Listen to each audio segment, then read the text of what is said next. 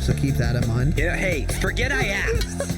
That'll definitely do. Ew. Join the Discord. It was the least fun I've ever had playing this game. A small but vibrant and extremely humble community. No, I've seen the sleeves, but I'm like, you said you're suiting up, and then you put your sleeve on. Thank you for saying that. Because I'm a demon on the keys. Next thing I know, we're both dead. I immediately left the lobby. In Vietnam. What are they playing for? Are they playing to win? Stay humble. Stay humble. We are live. Welcome to the Dropshot, episode number 63. My name is Tanner, also known as TDS, according to Raz at least, because he wrote these dumb notes and made me say that. Let's not call me TDS. But I'm joined for the first time by our good friend JakeDown. Jake, what's up, dude? Say hello. What's going on, everybody? Welcome, dude. Thanks for filling in for Raz, because obviously he doesn't care. He doesn't give a shit about the pod. Yeah, had to be a last-minute replacement Because he's off dumb. the bench. Yeah, off the bench, dude. Put me in, coach. Yeah, actually. So, so Jake's filling in. We'll get to that in a second, but basically, Raz had something come up last second. I'm the one who actually convinced him to go to what he had to go to. So he wanted to skip it. It's for his best friend's wedding. So we'll discuss that in a second. But, yeah, dude, thanks for coming on. We'd already discussed with Jake, earlier this week, about doing an episode regarding a different topic. So now that Raz ditched me, we figured, well, now's a good time, you know? Now's a good time to have Jake on. So we'll have another episode with him in the near future, but for now we're going to do like a Q&A today. So to start off, we'd like to welcome the new patrons. Garrett S, XX Pre-Shock, XX. That's it. As Raz would say, that's a change it, dude. And Jason L. Yeah, I haven't had X's in my name since I was 14, right? And we all had it, okay? Don't deny it. So. True. Yeah, thank you, boys. I appreciate you. The Patreon has been flourishing lately, actually. It's been fucking nuts, so we appreciate that, guys. Next announcement here. Our last Damascus hangout was super dope, which was actually last night. So let me read these notes that Raz wrote down here. So I, Tanner, am dog shit and insisted on using an MP5 so Raz could use a Fire Breath R9 and fucked my ass so hard that I decided to call a ceasefire. Nonetheless, we had fun. Okay. Well, okay. That makes me so mad. Okay, so we're playing customs for our Damascus hangout, patreon.com/thedropshot. So we're playing customs, right? I'm using a normal gun, dude. Like, I just, like, we're playing on custom servers where the hit reg is awful, right? If you guys haven't played, you don't know how bad it is. It's like playing on 200 ping. So I feel bad for our Australian patrons who are basically playing on 1,000 ping. So rip to that. But yeah, so I was using an MP5 because it has a good hit reg because it's not a dog shit fire rate, right? So next thing I know, Raz starts using a Fire Breath fucking shotgun on, I think it was Gunrunner, and our whole team was getting pissed off. Jake, you were on the other team, and it pissed us off. Yeah, I mean, I heard it. I was on the other side of the map, and I heard it going off. I heard the R9 Fire Breath going off, and I was like, oh god, I was waiting for someone to join back into the other Discord channel and start roasting Raz. Oh, I was about to, actually. So yeah, we were split up into two different channels. Because we were playing, I think it was like 7 versus 7 at the time. We were playing Hardpoint, super hype, really fun hangout, by the way. But like our entire team was just screaming and they were furious. So it was so like, hey, your entire team can use an MP5. I personally wouldn't care. I don't know why he's bitching about it. So he's dog shit. He's a shotgun user. So Raz, eat shit. So the next announcement here. So Raz was given, literally, and I'm not exaggerating, 48 hours notice that he's the best man at a wedding. So for the first time ever, he's missing the podcast. He said he sends his deepest condolences and asks everyone in chat, get ready chat, to say, fuck Michael Joshua McCoy III, Caucasian male, San Dimas, California. So his friend got married technically like 2 months ago or something. Didn't really give them much info of what was going on. And basically, he ended up having like a full-on wedding. So Raz was just notified that he's a best man in it, and he had to show up and do all that shit and everything. So the wedding isn't until tomorrow, but they had to go out today to do, I don't know, the stuff you do the night before the wedding. You know, everyone's hanging out. You just want to make sure everyone's there so your friends aren't late, like my dumb shit friends were. Okay, sorry for the sounds, stream, or podcast listeners. I can't turn that off. We'll get it fixed, don't worry. So yeah, so that's where Raz is. Jesus, that's annoying. Love to hear it though. The sound, you know, the gifted subs. You love to hear it, and I'll get to all you guys in a second at the end of these. But God, Streamlabs is garbage. Okay, so yeah, so like I said, in his absence, we have a new guest host, JakeDown. So Jake has been in the community for a long time, actually. He was like, I think Jake was one of the original guys, actually. He was one of like the first guys that found us probably, and has been hanging out ever since. So he's a great dude. We're a big fan. So he always played on console, and we knew he was really good at console, and recently he finally made the switch over to PC. But I mean, he's fucking nuts. Didn't you get a nuke already? Yeah, in the first week on keyboard and mouse, sure. actually, I dropped it. I got my highest kill streak ever, actually, in Modern Warfare on keyboard and mouse, first weekend. Yeah. So that's nuts. But yeah, I think I started listening to the Dropshot at like episode 5 or something, joined the Discord, all that, and just, I mean, I loved Call of Duty forever and been a huge podcast fan forever, so this is like the perfect community. Hell yeah, dude. Yeah, you know, things like this with gaming, you know, community members like come and go sometimes, which I understand. You know, people become inactive because you're bored of the game or whatever. But so yeah, Jake has like been here since the beginning, so we're a big fan. So yeah, Jake, why don't you just give us a little intro about yourself, where people can find you? And, so yeah, you can find me if you guys ever want to watch me play. I play mainly Call of Duty, but some other stuff too. I'm at twitch.tv/JakeDown, on Twitter at JakeDownTTV. If you guys ever want to pop over and hang out or do whatever. Yeah, so after this, unless something changes, we're probably going to raid Jake, and we're going to do some duos or trios or quads, depending on which boys get on. So, yeah. So, Jake, thank you for being here, dude. For sure. So, Raz would like to thank Brutal Smack. He said that's a change it for the offline sub. And Face Esquire for the 1,000 offline biddies. And I would also like to thank Sly Moist Poppy Choke. That's a fucking change it. For the 1,000 offline. Isn't that a change it? That's a change it as hell. Yeah. Yeah. So, for the 1,000 offline biddies and Kickflip and Pre-Shock, thanks for the offline subs, boys. Another announcement, my Go XLR is finally here. Go XLR Mini, there it is, boys. Been waiting on this thing since June, July. They've been backordered like crazy. Ooh. So it finally came in. I'll be able to use a higher quality mic now. I've had a mic ready for like 2 months already, just sitting here waiting to be used, but I didn't have the Go XLR, so finally got it. Excited to try that out. And last announcement, just want to tell you guys, so this is why we don't play any other games, right? So my real life friends wanted to play Rocket League a few days ago, so we hop on, you know. It's Rocket League, it's an online video game. So I'm shit-talking people. At the end of a game, I don't know if you've ever played Rocket League, Jake, but at the end of the game, oh, yeah. I got this notification, and it was like, you have been banned by Cynet, or however that you say it, whatever their dumb developer is called. And it said, you've been banned. I'm like, what? And so I got banned for 72 hours from Rocket League for talking shit to other people. So apparently you can't even type things in chat. I mean, I was extremely toxic because I'm from the Call of Duty community. So that was unfortunate. So stop asking us to play other games. This is why we don't. Things like this happen, right?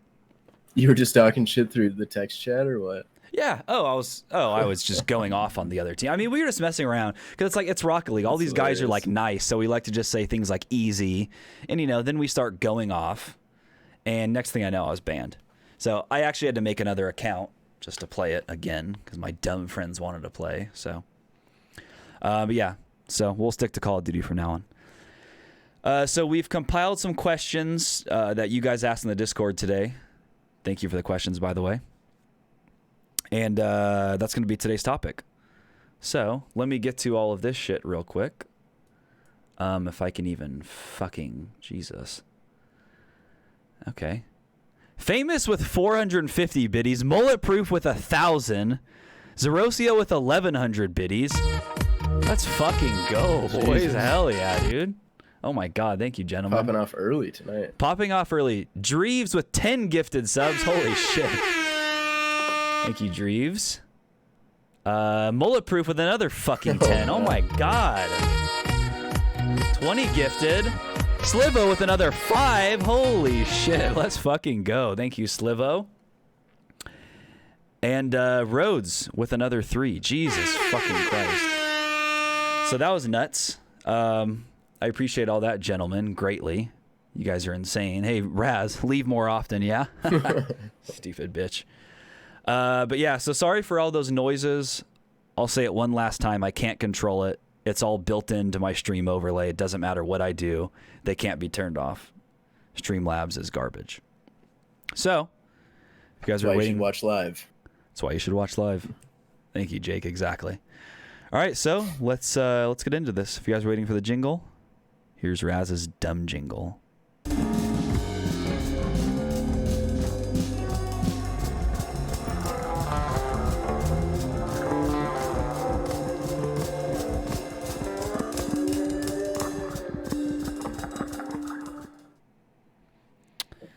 Never seen Tanner work so hard as that sweat on your forehead.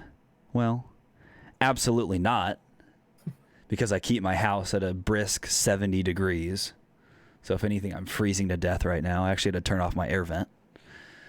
So let's get right into this. So I'll pretend to be Raz today. So I'll ask these questions. Jake, you'll get first answer on them. Unless you don't want to, you can give it over to me, I guess. You'll understand. It's kind of hard being the first one to answer these sometimes, dude. So it's nice being on the other side of that. So, yeah. So first question here comes from Evicted Fetus. Ooh, yikes. That's not even a change. That's actually really dope. That's a little nuts. But okay. What is a brand you recommend for an Xbox controller? Jake. So I saw this, and I mean, I was gonna say, like, I have this one here if you guys watch it live. This is the Fusion A Pro. It's an $80 one that comes with like 4 detachable paddles. They look like that. That's really good. I mean, I got that for $80, and Scuffs are like 200, and the Elite controllers like 200 too. And I was gonna say that, but I'm not sure if it's compatible with the next gen Xboxes. So that might be something to look into if you are getting a next gen console. Now, are like the Scuffs compatible with next gen, or how does that usually work? You know, I haven't looked into it. I'm not sure. I'm sure they probably got some deal where they can work on they can probably get the technology for them sooner, so they'll probably have them right at launch or something. Yeah, that makes sense. Yeah, I always see people buying Scuff, and then I've been reading a lot of negative things about that lately. Have you ever owned a Scuff controller? No, that's why. I mean, I always played on a regular Xbox controller. It's ironic because I just got that controller probably a month before I switched to keyboard and mouse. So I played on a regular, no Scuff, no paddle controller for 15 years. Fuck. And when I was looking into them, Scuffs, yeah, I just read a lot of bad reviews. They seem to break, get a lot of stick drift, stuff like that. Yeah. Yeah, you always see them as being like the #1 recommended, but I think it's because all the pros have like codes by them. But yeah, so that one that you own, you said it was what, the Fusion or something? Yeah, I just got it at Target actually. I know they have them like it's the same brand that makes like the little $20 wired controllers, but I read reviews on that one. And it's $80. The reviews are pretty damn good on it, and I mean it works great for me. It seems like it's pretty good quality, pretty solid. Oh, it's awesome. All right, cool. So my answer to this, don't play Xbox. You want to see here? You want to see my controller? Here it is. It's the controller that comes with the Xbox One. Yeah, how about that? Buy a fucking computer. Buy it, yeah. True. Evicted Fetus. I don't know if Raz heard that one. He's in the chat. His name was Evicted Fetus. Next question came to us from Jimbo Slice. Who wins 1v1 gunfight? JakeDown or TDS? Okay, well, people were kind of talking about this yesterday in the Damascus hangout and in the Discord and whatnot. Apparently in custom lobbies in Modern Warfare, whoever's hosting, because whoever's not is going to be on 150 ping and skipping frames and stuttering all over the place. So for whatever reason, the custom lobbies in this game are dog shit. So whoever's hosting, really. Yeah, especially when you live on opposite sides of the country like that. Yeah, I mean, that's a big thing too. Yeah. But probably Tanner, all in all, in reality. So I'm thinking... So right now we're talking about on PC, obviously, because that's what Jake is playing on. Right now in this second, I'm probably better. I mean, I would hope I am, only because I played for so much longer, but I think Jake will end up being a lot better than I am. I mean, the fact that he got a nuke his first week on keyboard and mouse, and he looks like he's been playing for years already. He's going to be pretty insane. So Jake is probably better at Warzone, actually. I'm garbage at Warzone. I don't know why. I think I just make dumb decisions more than anything. So, yeah. But I think it's really close. Jake is very talented, and he's going to be fucking nuts as he keeps playing on keyboard and mouse. So he's probably going to go off in Cold War. That'll be exciting to watch. Yeah, I'd say Tanner's definitely way more consistent. I'll still fat finger my way around the fucking tab button. I'll tab out, and my Windows thing will pop up. And oh, dude, I kept doing that. Shit. I kept doing that in Warzone. I think I had my map set to like, what is it? What's default? Caps lock or something? I kept getting in gunfights and hitting it and dying so often. So I finally had to just unbind that from there, and it's never happened since. So yeah, thank you, Jimbo Slice. Let me get to these real quick because the fans are getting angry. Gotadote, 3,000 biddies. Let's fucking go, Gota. Thank you, dude. And Drees with another 1,000. Hell yeah. Oh, dang, boys. Thank you. That's Razanon's doing. He came in and told everyone to give bits. You don't have to do that. He's just an a-hole. So, yeah. Does JakeDown have a Twitch channel? Of course he does. JakeDown, what's your... Any Twitch partners in the chat? Yeah, Mittens of Twitch partners in the chat. Also subbed, by the way. Yeah, again, I'll be going live here after this, twitch.tv/JakeDown. Actually, thanks for reminding me, actually. I made a command for everyone in the chat, ! Jake. There we go. So if you're deaf for some reason, you can type that and you'll figure that out. So, hell yeah. Next question here. All right. This comes from Rhodes1322. With this being my first keyboard and mouse COD, I've started to notice just how broken aim assist can be. I didn't play BO4 on PC, but I think it had controller support. Could be wrong. Not sure. My question is, do you guys think this is just how controller auto aim is supposed to behave? Or is it something they will have to tune to be more balanced? To me, it seems like it's something that's already helping new frogs, but good players on PC can absolutely abuse it if they know how. Jake, what are your thoughts on that one? This is your topic. So, yeah, someone who recently switched, and I've played controller for years and years, a lot of Call of Duty. I can say, especially now that Warzone's a big thing, and I've played so much on both. In Warzone, it's definitely overpowered in this game. That's what Raz always says. Yeah, I feel like in multiplayer, just like you guys always say, it's not as strong because the engagements aren't as far, and it's just not as big a deal. And I was looking at Exclusive Ace. He posted a video recently, and he was talking about the aim assist, and obviously he's only played it for a few hours, and it could change and everything, but he said that there was no settings to change like what type of aim assist you could get in Cold War. He says it was all the standard. And he says from the small time that he played it, it did seem it seemed toned down from this game.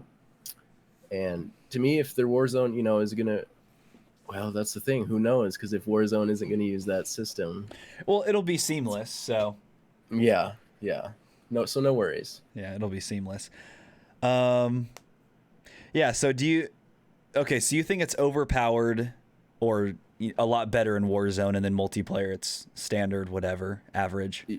Yeah, I mean, especially on the small maps, I don't think it's really, it's pretty even, I'd say. It's something they'll have to tune to be more balanced. Yeah, I mean, I'd say more so for Warzone, they might have to do some tuning. But I mean, at the same time, it's tough because if someone's at range and you can only move your joystick an inch, inch diameter. It's tough to balance that versus someone who has a fucking mouse pad they can just swing across. Yeah, true.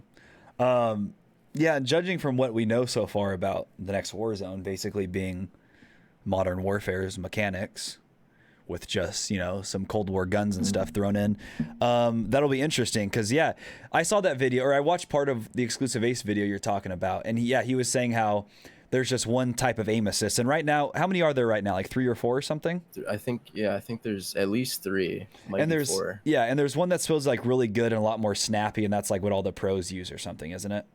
Yeah, I think that's, what is it, dynamic or Dynamic? something? I'm not sure what it is, something like that. Got it.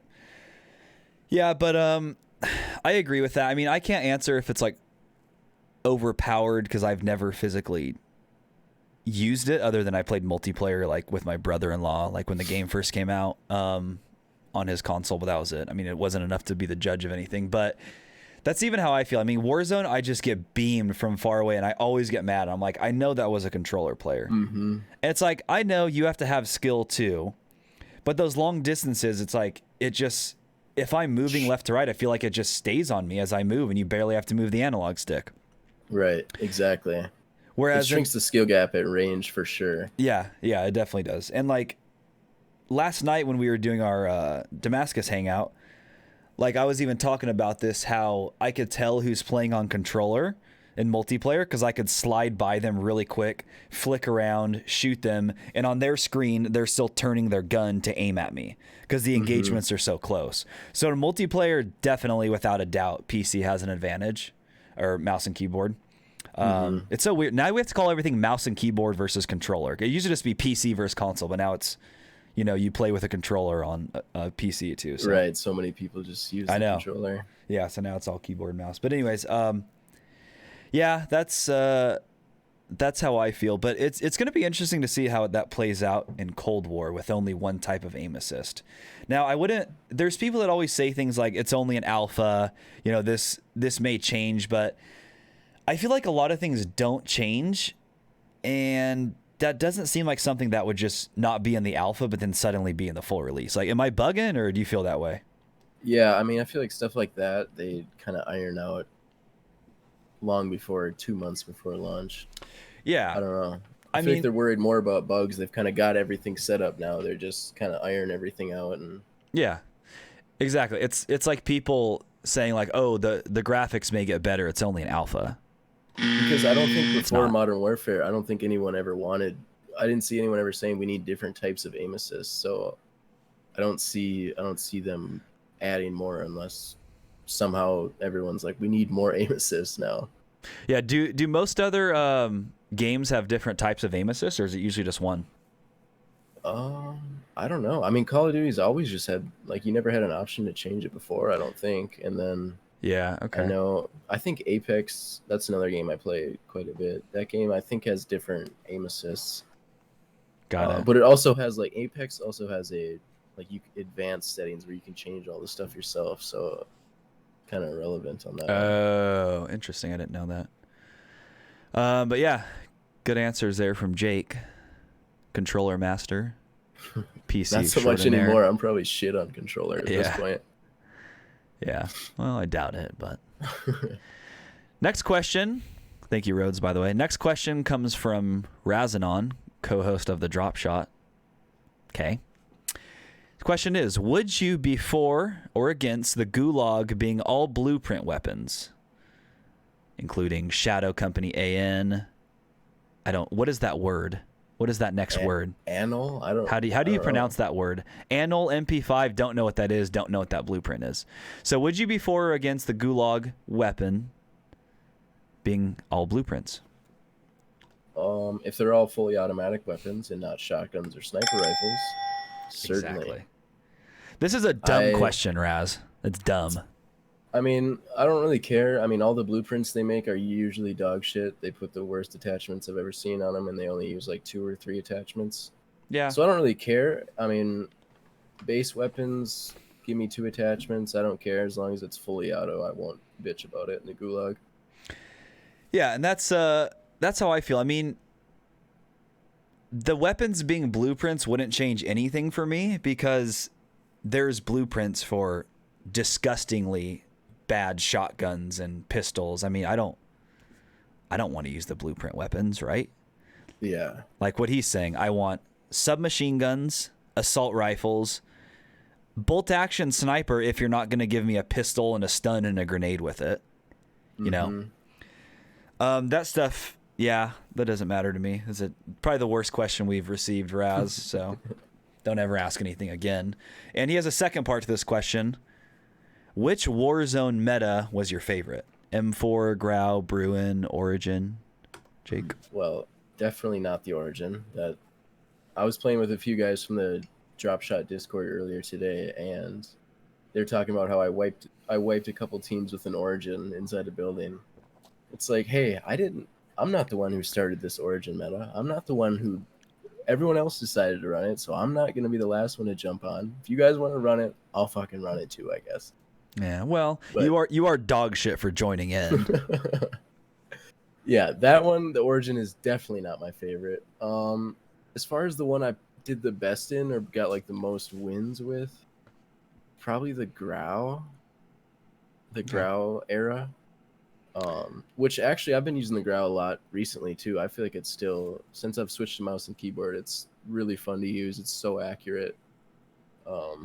It just has such good iron sights, so you don't need to use like an optic with it. I know so many people run the VLK anyways because it's bugged and you get the recoil control and everything. Yep. But the iron sights are just so nice to have, and you can pick up a 5th attachment and not have to waste it on that optic. Right, yeah, you can make it even, or ADS even faster with a laser, a stippled grip tape or something if you're not using that VLK. It's nice. Yeah, exactly. So your favorite meta you're saying is Grau then? Probably, yeah. The Bruin, I don't know. It was just, you could just mount up with it at fucking 200 meters and down somebody in a second. Yeah. Well, not even. It was insane. Yeah, and am I bugging, or was there never an M4 meta at all? Wasn't the Grau already out when Warzone came out? It was, but I don't think people really realized how good it was until like the first month after Warzone came out. That's M4 was pretty found that pretty common. That would make sense because the M4 was the best gun in multiplayer. The M4, right. I still have more kills with the M4 than any other gun in multiplayer by like 2,000 kills, and I haven't used it in multiplayer. I'm not kidding. Well, like besides just messing around once or twice, I haven't seriously used it for like 6 months probably, and it's still my number 1 in kills. Any meta users?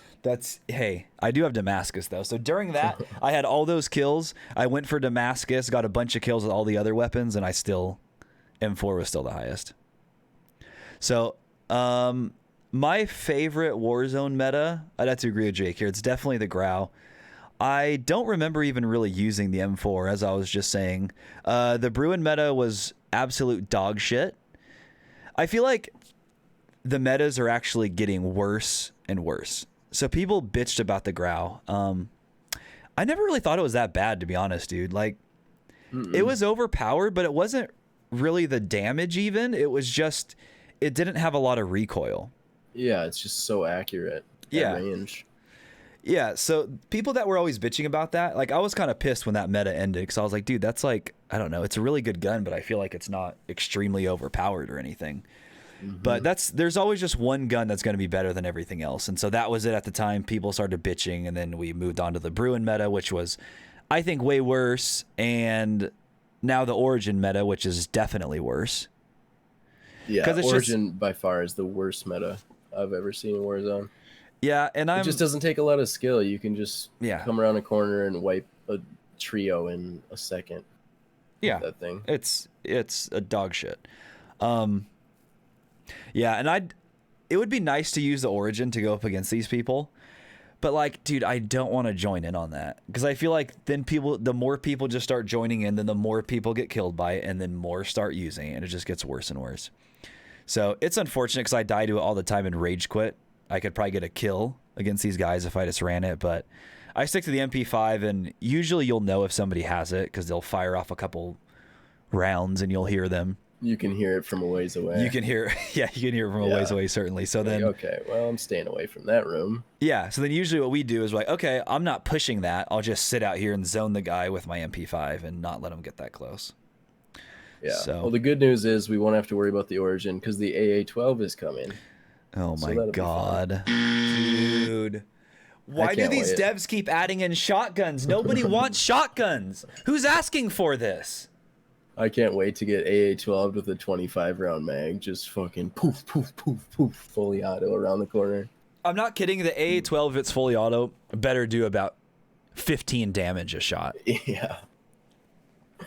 And yeah, like somebody's saying in chat right now, apparently the R9, the fire breath is nuts too. I don't see people using that though, but people in my chat keep telling me that when I'm playing like Warzone and shit. I don't think I've even been killed by it in Warzone though. Have you? I mean, I've definitely have, but I don't sink to that level. I won't use the Dragon's Breath. Okay, yeah, you're not down to Raz's level.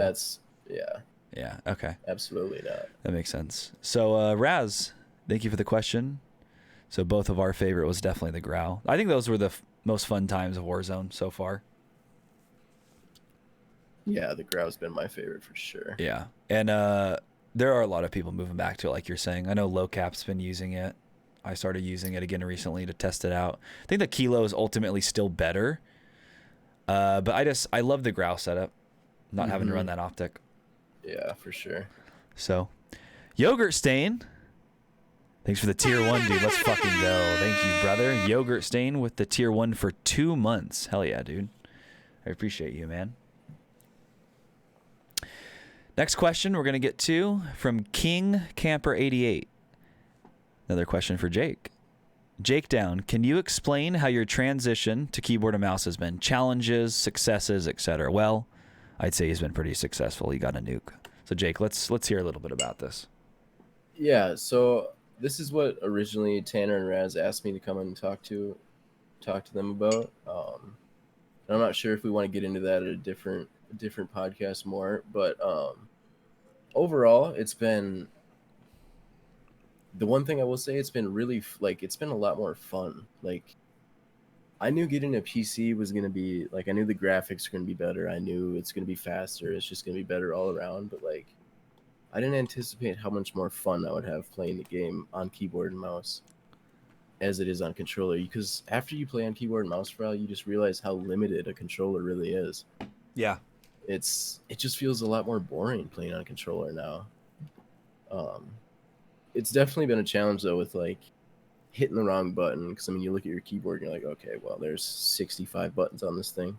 I know you only use 10 of them at a time, but still, yeah, it's there's so much more options to fuck up and hit the wrong button. But that's been my biggest challenge for sure. I thought aiming obviously was going to be a huge deal. I thought it was going to be whiffing over people or undershooting people, but that's been actually the easier part compared to movement and using my equipment and healing and all that stuff. Yeah, I kind of feel like when it comes to aiming, if you've used a computer for a long time, we all grew up on computers, other than the boomers in the chat, you may not have. But, so we grew up and we're just so used to using them and, using a mouse and everything. So I think really that plays a big part in it is when you switch over is okay, you haven't been gaming on a mouse for years, but you've been using one for school, just anything, watching videos online, you've been using that. And even that is practice enough for when you get into gaming, you at least understand how to move your hand to aim, right? Is that kind of how you feel? Yeah, because I mean, you get the sense of the speed. Once you get obviously the sensitivity is a huge part of it, and once you get that down, it's just a matter of the repetition and realizing how much you have to move to get from here to there. Yeah. So yeah, it's all just repetition, but that makes sense. What mouse are you running, by the way? I just have a SteelSeries Sensei 10. It was just like a $60 one okay. from Best Buy. Those are not, It's not too bad though. I like SteelSeries mice a lot. Yeah, that's what I Yeah. ran for years before I switched to this glorious Model D. But yeah, I had the Rival 310, and I love that. So they have they make really good products for sure. Yeah. But yeah, so that topic, King, we're gonna have an episode about all of this coming up soon. I don't know when, probably within the next couple weeks. But we're gonna have an episode where Jake's on with us, with Raz as well, and we're gonna go through his entire transition. Because a lot of you guys have already switched from console to PC, and so now we want you guys to get the sense of somebody who played console and controller for years and now switched to PC and is doing very well with it. So we want you guys to be able to hear from him. I'm sure Raz will have 10,000 questions for him. We'll go super in depth with everything. So we're very excited for that episode. Yeah, that should be fun. So yeah, we're not gonna get into all the details with those questions tonight, but don't worry, we'll have an entire episode coming soon. So thanks, King Camper. Another question, Nick here. A similar question, but Nick said, Jake, what has been the toughest thing about switching to keyboard and mouse? So yeah, like I said, the movement for me is just like I'll fat finger the button or I'll tab out. Like the other day, I was in the second to last circle in Warzone, and I was getting sniped at, and I was trying to lay prone behind a rock, and I have my prone binded to control, and I fucking hit the Windows button. Oh, Tabbed out and got sniped just standing straight there, not moving. Came back in, I got sniped immediately. Oh, dude. Yeah. So yeah, just getting where everything is, getting that down, and movement and jump shotting, all that stuff basically. How has your movement been with like the sliding and all of that, like getting around the map quickly? Because in the hangout last night, you seemed to be doing perfectly fine, and your movement was good. Yeah, that was the one thing that I was worried about going into it, was like the slide canceling, especially in this game, because you have to always be slide canceling and bunny hopping and shit like that. Yeah, actually. So it's getting better. I'm still not as smooth as I want to be, but we'll get there with time. Yeah. Yeah, cool. Second part of Nick's question was, Jake, what has been the most noticeable graphical change going from console to PC? Interesting question. Well, for sure, because when I got my PC, I also got a new monitor. I was playing Xbox on a 60 hertz monitor, which is like whatever, that's what everyone plays at on console. And I can tell you right now, if you've never played on 144 or anything higher than 60, basically, it's by far the most noticeable thing. It looks so much smoother. Everything, like every animation is smoother. When you turn your screen, it's not just like shaky and you can't see anything. You can still see things as you move your screen.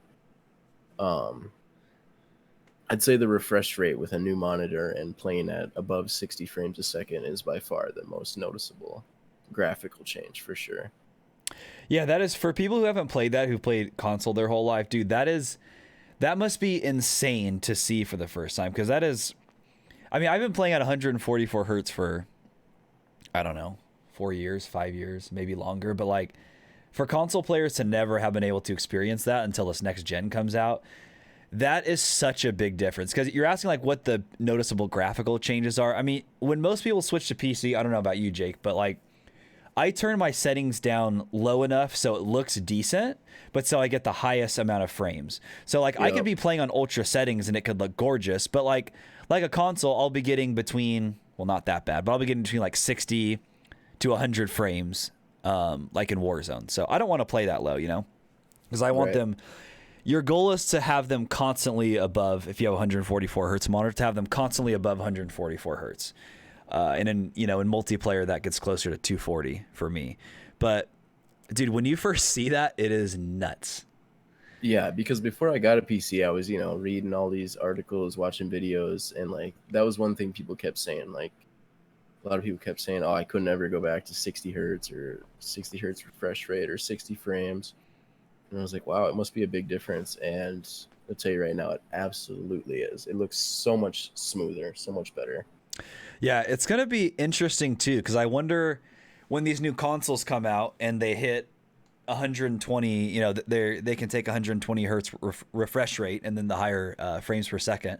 I wonder if that's gonna have more people wanting to switch to PC because they want to see like even higher frame even rates. more, Yeah, right? and then they they want to be go capped at 120. Yeah, I mean, see, this is how like PC is ahead of console still. I mean, the new consoles for what they are, fantastic price, great deal if you're playing on controller.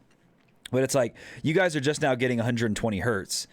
There are now monitors coming out. Granted, they're like going to be $800 for PCs that are 360 hertz refresh rate. So we've already been on 240 for years now, and now it's already going up to 360. Now, I feel like 244 is like, or 240 is when, past that, I don't see how you could tell a difference, honestly. Right. I mean, the only guys that are going to be seriously using those are like professional CS:GO players, people like that, where you can actually hit that high of frames. Right. But so it's nuts how all this stuff has progressed lately. I switched from 144 to 240 in BO4 last year. Raz and I bought the same BenQ monitor at like the same time. And that's not nearly as big of a difference, but even that is so noticeable. And like you can still tell, especially when you're playing multiplayer, when you're above like 210 frames. Oh my God, dude. It is so unbelievably smooth. It is. You guys don't even know. Like, it's switch so hard to to PC. describe it. Yeah, that's really all you can say. It makes it easier too, because you can hold your aim on people. It's just so pretty. Like I remember my friend's dad got, when like the 120 hertz refresh rate TVs came out. God, probably 10 years ago, he got one. And I remember going over and I was like, oh, this is insane. Like it is so smooth. And like to see where it's come now, oh my God, it's nuts. So that's, I wouldn't really think that would have been your answer, but now that you brought it up, that I think that would have been mine too if I had switched over. That's a great, for sure. Great answer. So, hold on, let me catch up on chat here. Mullet with a tier 1 to Drippy main. Fucking go, Mullet. Thank you, dude. Then Mullet. Jesus Christ. Mullet with 5,000 biddies. Let's fucking go, Mullet. Holy shit. And Aussie with a tier 1. Gifty boy. Hell yeah, dude. God, you guys are insane. Gotta show Raz Tanner makes big bucks. Yeah, well, that's true, yeah. Thank you, gentlemen. You are actually insane. I guess, did I get that 5,000, those 5,000 bits because the Lakers advanced to the Western Conference Finals? Is that why? Thanks, Lakers. All right, so which one was that? That was Nick, right? So Nick, thank you for that question, dude. Very good question. Next one comes from Core Car 21. That's a weird one. Is that a change it? I don't even know what that is. I don't. Yeah, is that like for the first part of his first name and the first part of his last name? Is it a Corvette car? Yeah, he's a big fan of Corvettes. Huge Corvette fan. He has a 2021 Corvette, maybe. I don't know. So we kind of touched on this earlier, but I don't know anything about this. So Jake, what would you say? Are Scuff controllers overrated, do you think? God, it's tough to say. I'd say if you're pretty young and you're like into, like if you're hard into gaming, first person shooters, Warzone, like if you're really into Warzone, you're going to be playing for a long time, I'd say it's probably definitely worth it. But if if you've been playing on a regular controller forever and you have figured out like the slide canceling and all that shit in this game, then you're going to notice it's going to help you. It's going to speed things up for you. It's going to give you obviously extra buttons to do stuff, but I don't know. I'd say it's to a point, there's kind of diminishing returns. Yeah. 'Cause if you're already so used to it on a regular controller, it's really not that big of a difference. I'll say the one thing that it really does help with, I don't know if anyone else notices this, but in Warzone, a lot of times people will be shooting you and they'll be jumping as they're shooting you. That's much harder to do without a Scuff controller, and that's mainly the reason why I wanted to do it, so I could jump shot while I'm in those close range engagements. Because because that's a lot tougher to do without a Scuff. Yeah, what is the default button to jump on a controller? It's just A on the regular default button just layout. A. It's A. I know a lot of people play like claw and set different button layouts, but the only button layout I played was tactical, where it swapped your melee and your crouch. So it was always tough for me to jump shot without a Scuff. Like if you're really trying to get every competitive advantage playing on controller, then I'd say you probably want to get a Scuff. So Or just a controller with paddles, not necessarily a Scuff, but a just with paddles. anything with the. So how many extra buttons do those give you? Is it 2 or 4? The one that I have, like the Fusion A Pro, it comes with 4 that just goes in the back, and they're just little clicky buttons. They're not bad. Some come with 4, some come with 2. I'd say for like Warzone example, you really only need 2.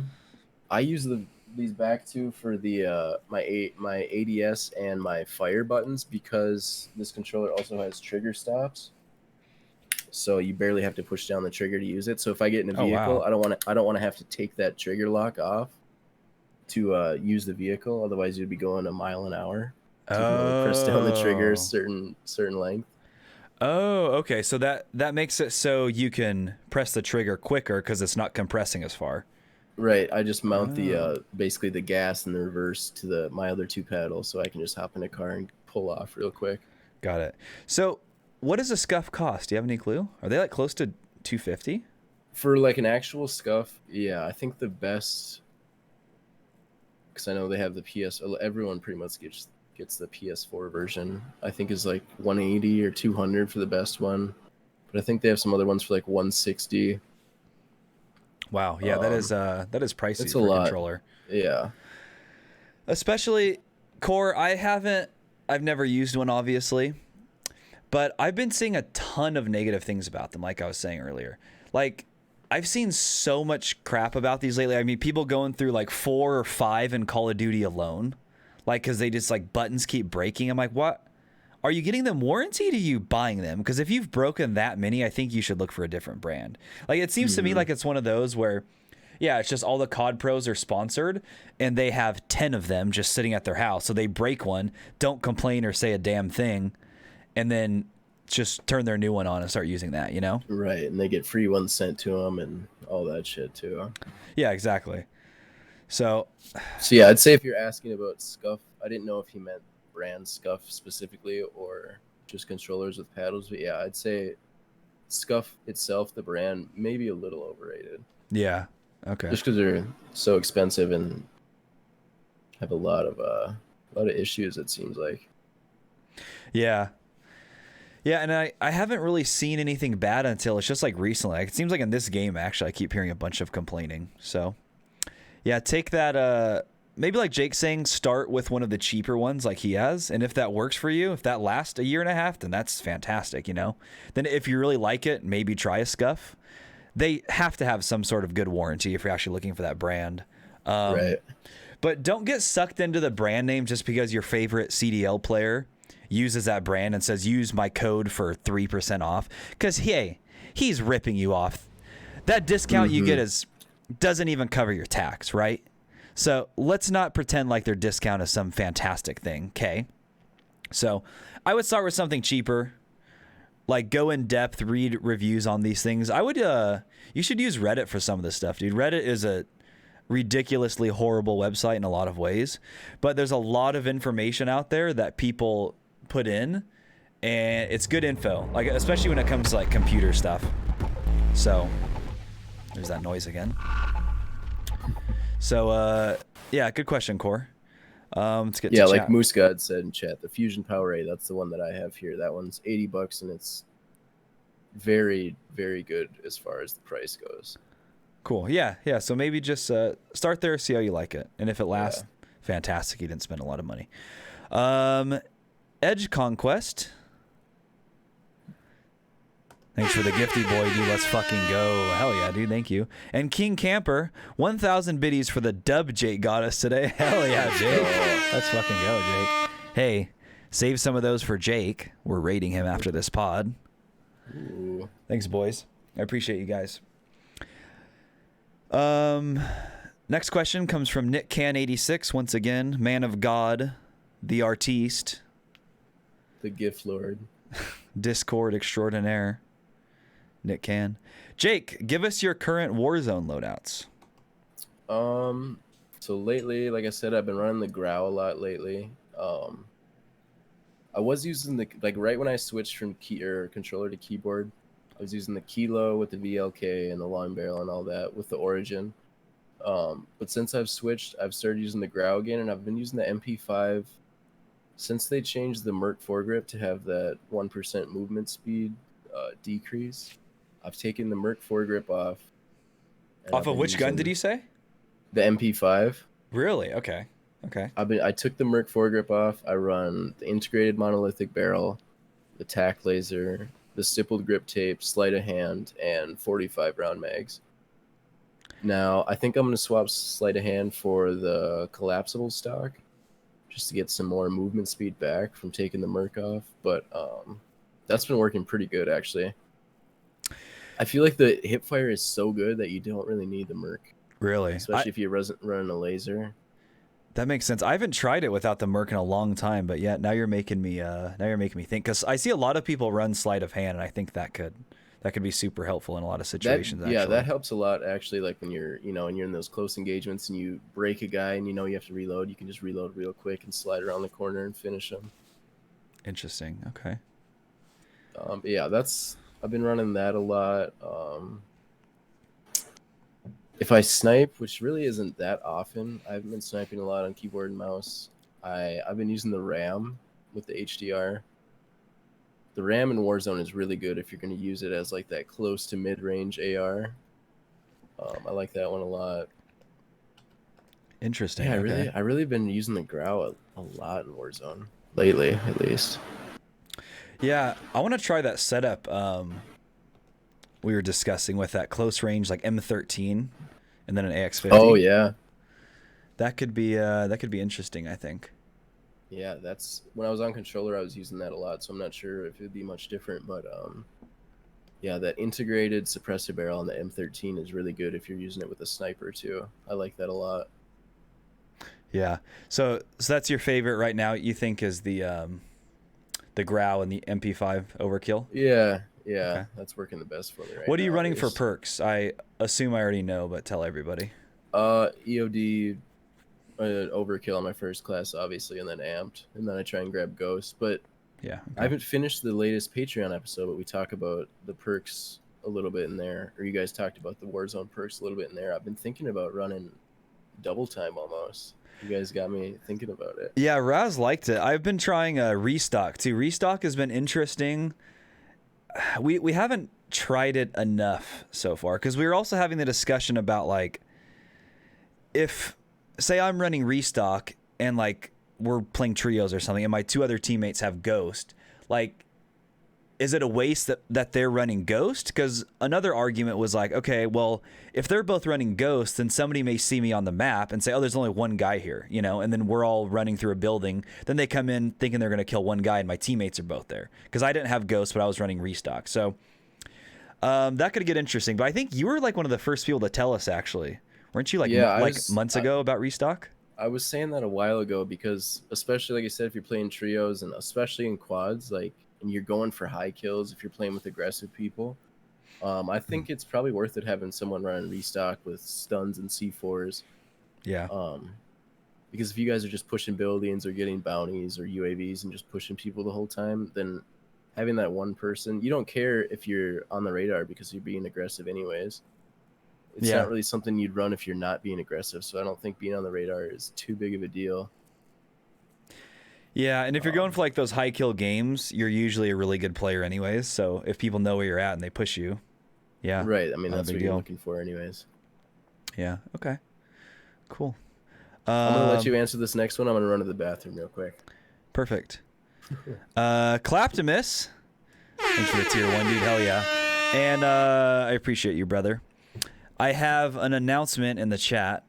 I've been informed from Douglas that the current generation of Scuff controllers, I don't know if that's just the brand name. I assume it's just the brand name Scuff, not all of those. They will not work on your PlayStation 5. if you're planning on getting one. So don't order a Scuff now. Wait until you get your PS5. Or wait, what is PS5 on? Is it on PS4 right now? I don't know. But anyways, it's not going to work with a next generation PlayStation. Buy a PC anyways, but yeah. Yeah, so it won't work with PS5. Okay. Good to know. That's interesting. So the Xbox ones will work though with next gen or what? That's very strange to me. I don't know if did I get this one? If I said it already, sorry. Edge though, with the gifty boy, let's fucking go. Thank you, Edge. I think I already got to that, but I appreciate you, buddy. Okay, so Nick, thank you for another fantastic question. Next one comes from Based Retard. All right. Why is Raz such a shitty co-host? I have a note from the editor here that says ban him. Not gonna do that. Absolutely not gonna ban him. How am I supposed to pay my rent, dude? Yeah, I mean, he's dog shit. Like, he acts like this pod is his life, and then he's just gonna miss it. It's like, really? I don't give a fuck if it's your best friend's wedding tomorrow. You know, what are you doing, dude? Just make it to the pod. I mean, he's probably driving down there right now, hanging out with all of them while I'm doing all of his dirty work. You know, I mean, he doesn't care about me, dude. He doesn't care about the pod. It's all about him. So, he's shit. You guys should all add him on Twitter right now. Tell him he's garbage for missing this. So thank you, Based Retard. Appreciate that. Change it, by the way. That's a change it. I don't condone the use of that word, but change it. Nick Can 86 with another question. Man of God. Tanner, what's it like hosting a show without Raz going on 20-minute pointless diatribes? A note from the editor, ban him too. Well, Nick, sometimes it's nice because I can go pee. I can do anything I want for 10 minutes and know that he'll still be talking about the same subject when I get back, you know? So if there's one thing in life Raz is good at, it's talking, which makes him a good podcast host. So it's going to be interesting. Maybe people will like not hearing him talk the whole time. Maybe people will hate me after this one. We'll fucking see. Maybe people will love Jake and they'll call for me to be banned and Jake to be the co-host, but we'll see. We'll fucking see. We sure will see. Thank you, Nick. Next question from GWS. Did you guys play Blackout? If so, which game did you prefer? Referring to Warzone versus Blackout. If you did not play Blackout, you're shit. Jake. Okay. Well, first of all, you're wrong. GWS. Damn. Blackout, it was cool, you know, it's the first Call of Duty Battle Royale. It's you know, it was the first big one, but it sucks in my opinion. I hate managing that much inventory. I hate having to find 16 attachments for my guns. I hate scrolling through all this stuff. I hate that you have to heal you have to use bandages and then you have to armor up.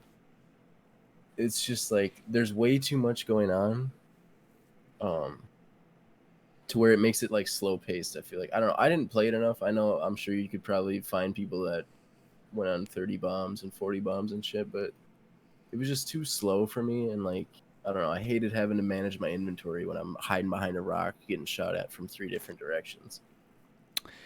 Yeah, so I didn't play it because I played on PC. No cross-platform meant by the time I started playing BO4 a few months in, it was already dead. So I never had a chance to even play it. But our friend we play with, Itchy, really liked it, I know. Apparently he was very good at it.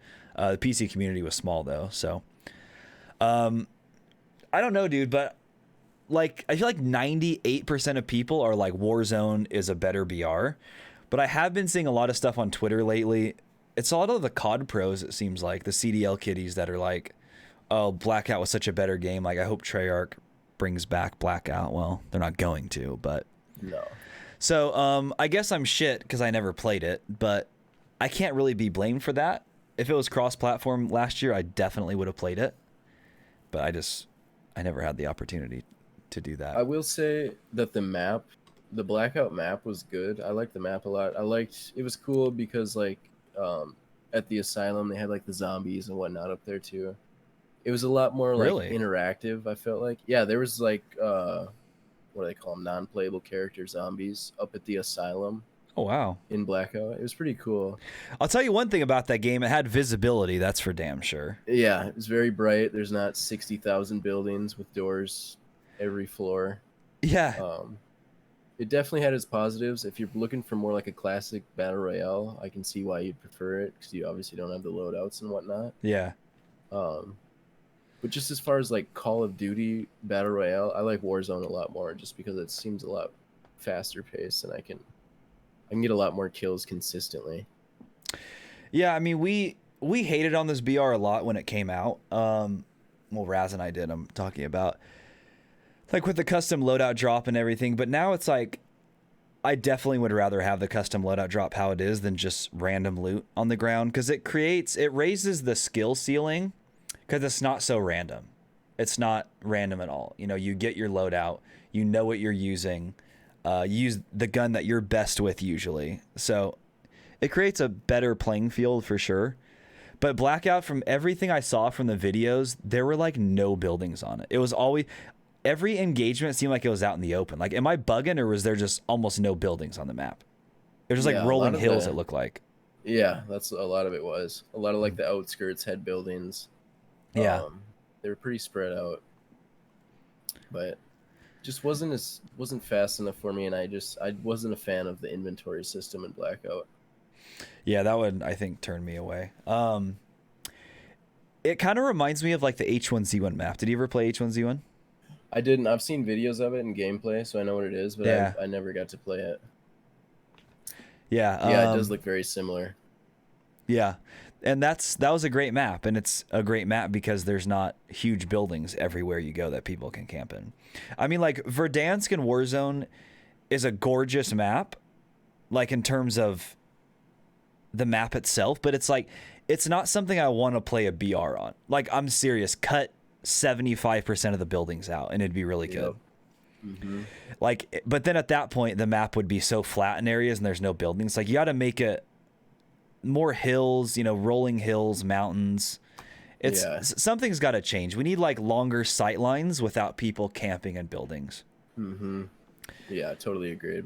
Yeah. So, yeah, thanks for the question, GWS. Mulletproof, thanks for the 69 biddies. Let's fucking go. Good number. Claptimus with 5 gifted subs. Hell yeah, Claptimus. Thank you, dude. Appreciate you. And Mulletproof with another gifty boy to Moose God 99. Let's fucking go, Mullet. You guys are insane tonight. Next question. Slivovitz. Tanner and Jake, as top tier players, you come across shit teammates all the time. What advice do you have for the turds in your lobbies? What pisses you off about shit teammates the most, and what could they do to be better teammates? Interesting. Jake, what are your thoughts? Well, I mean, if you're talking about, I don't know if you're talking about multiplayer or Warzone, but I'm thinking multiplayer. Yeah, for multiplayer, I mean, I'm not usually using game chat. I don't really care. In this game especially, I play multiplayer just to kill as many people as I can and not die ever. So I don't really give a shit what you guys are doing. I don't care about the objective. Yeah. I literally don't. So I mean, unless you guys, the only thing that pisses me off is like if I load into a game and it's just getting, it's not really the teammates' fault, but like they're just feeding them kills and they get streaks every 2 seconds. Oh, that's what always happens. It's like yeah. My teammates just keep peeking the same corners, trying to kill the guy from the same angle. It's like, all right, well, he's killed you 7 times in a row. He's got a VTOL, and you're going to keep peeking the same angle. Maybe try something else, buddy. So, I mean, in multiplayer, that's really all I can say. I don't really give a shit what the random people in my lobbies do. Do you ever play random? Do you ever queue randomly in Warzone? I did a few times the other day. I played quite a few random trios, I think, and that's even worse because people they go down and immediately leave because they have no faith that you're going to revive them or buy them back if they do die. So it's not fun whatsoever. Yeah. So Sliva, if you're Yeah, so for Warzone, I've tried queuing into randoms, fill lobbies. I've done it literally less than 10 times. I'm not kidding. Every single time I've done it, I've never had a teammate that used a mic. Like I would queue for trios, squads, duos. I'd try them all out. I'm like, okay. Like first I tried duos. Okay, this idiot doesn't have a mic. Whatever. We got shit on. Then I would try quads. I'm like, okay, there's 3 other people. Somebody will for sure have a mic. Nope, nothing. So they're awful. That's why I don't play battle royales unless like I have a friend to play with. And when it comes to multiplayer, Jake pretty much said it perfectly. It's usually that your dumb teammates are just feeding. So it's like I'll be at the top of the lobby by like 25, 20 kills on my team. And if they're feeding, not capping the objective, then they're just utterly worthless, right? Because they have way less kills. They're not playing the objective for me. It's like, dude, if I have 30 more kills than you, hop on a flag and do something to help me out, you know, to make this game last a little longer. Do something. But it usually just ends up being, we encounter this in tens a lot, Raz and I, is that we would be doing really, really good. Our other 8 teammates, garbage, absolutely worthless. And especially in tens, I mean, the other team would get gunships, VTOLs, and it'd be to some random guy that we wouldn't see or ever die to. Exactly. Never. That's what I'm saying. It's like, you would never see him. Killed me one time. How does he have a chopper gunner? I can't tell you how many times that's happened in this game. I'll be like, dude, I didn't even see this guy's name because he hasn't killed me. But our teammates just feed because they're so dumb and they peek the same corner. Yep, exactly. They're just dumb. So that's what pisses me off, Slivo. And yeah, that's like the worst thing in multiplayer. It's like if I'm queuing alone, like I'm always the first person on my team. I'm always top fragging on my team. I don't know how that works out. It's like, can I just once ever get some random teammate that's not a friend of mine? Jesus Christ. For real. That's not a friend of mine do something? Like, you know, just help me out. I don't want to have to carry every time in a random multiplayer lobby. Yeah, just help me out, dude. So yeah, Slivo, thank you for that question, brother.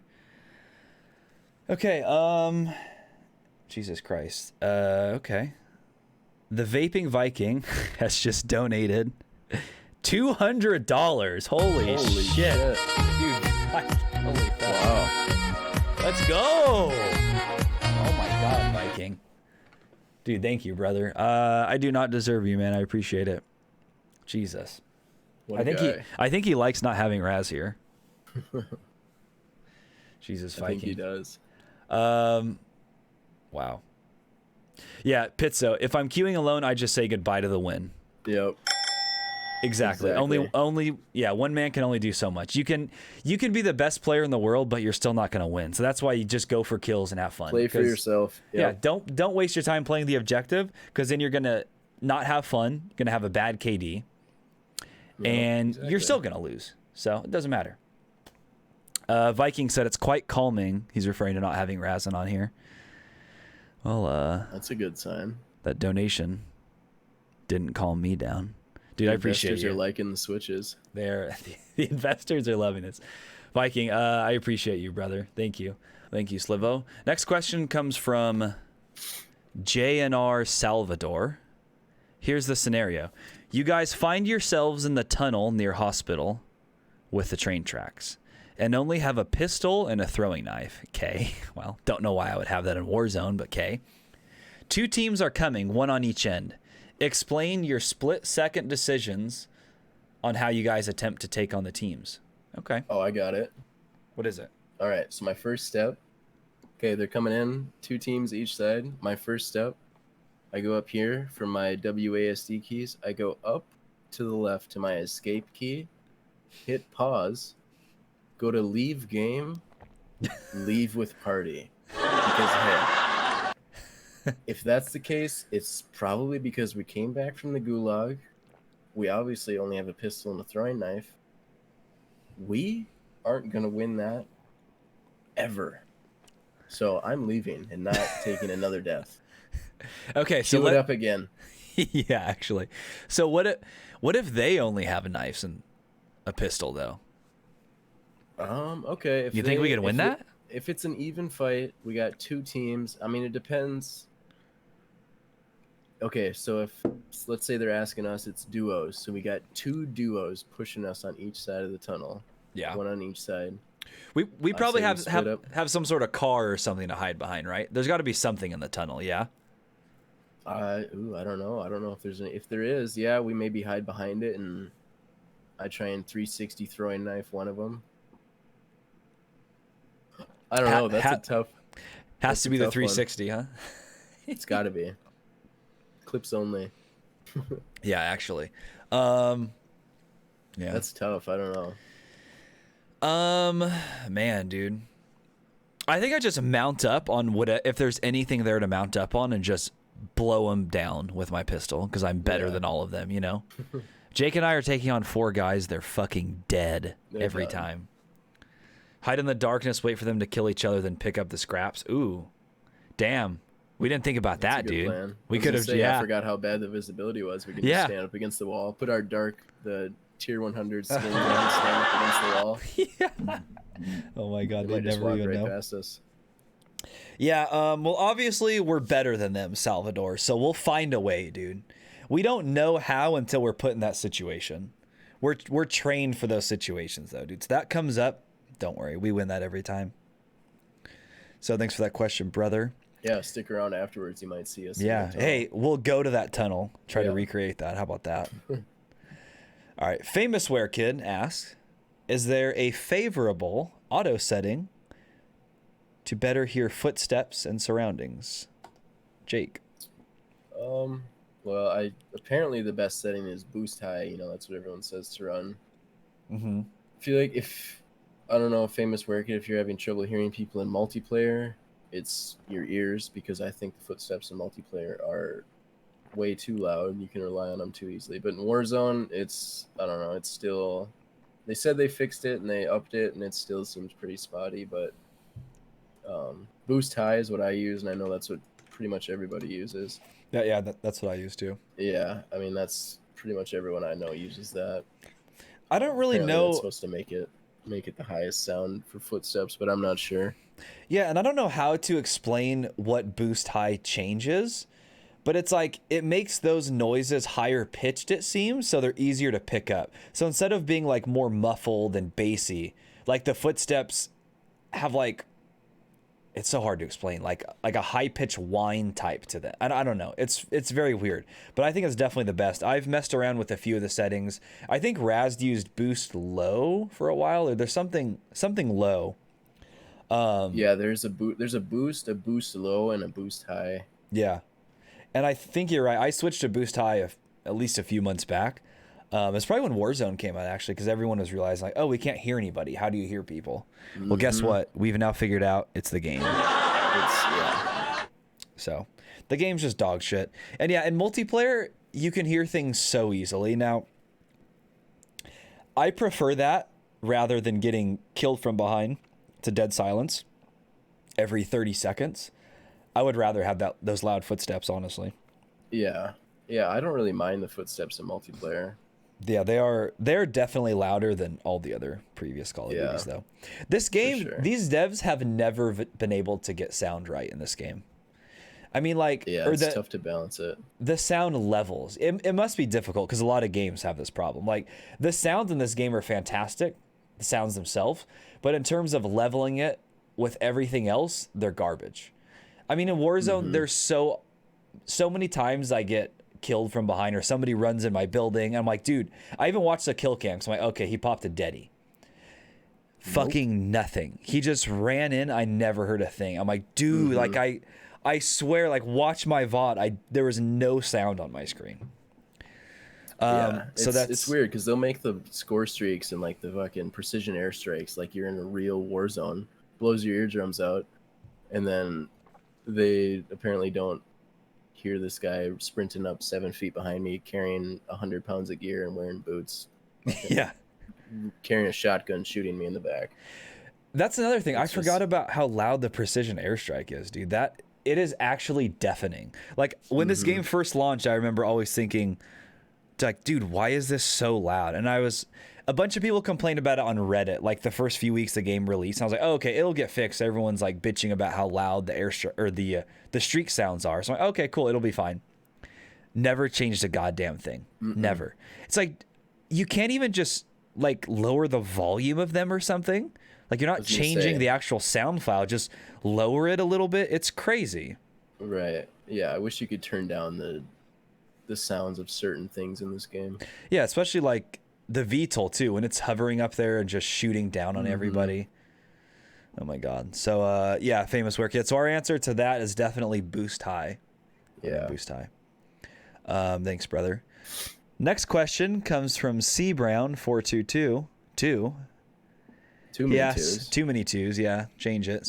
Let's just make it C Brown. Yeah. Yeah, there we go. This question is for Jake. How involved are you in the UFC scene? Who do you personally know? Who is your favorite fighter, all time and current? Also, if you and Raz got into the octagon, who is coming out victorious? Okay. Let's see. How involved am I in the UFC scene? I mean, in real life, never. I've never been to a UFC event. I've always wanted to, but I haven't. I watch pretty much every UFC event. I'm not watching the one tonight because it's absolutely garbage.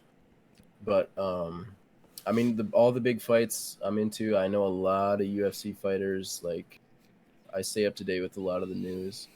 Who do I personally know? I don't know any UFC fighter in real life. I play Call of Duty pretty often, actually, with Sugar Sean O'Malley.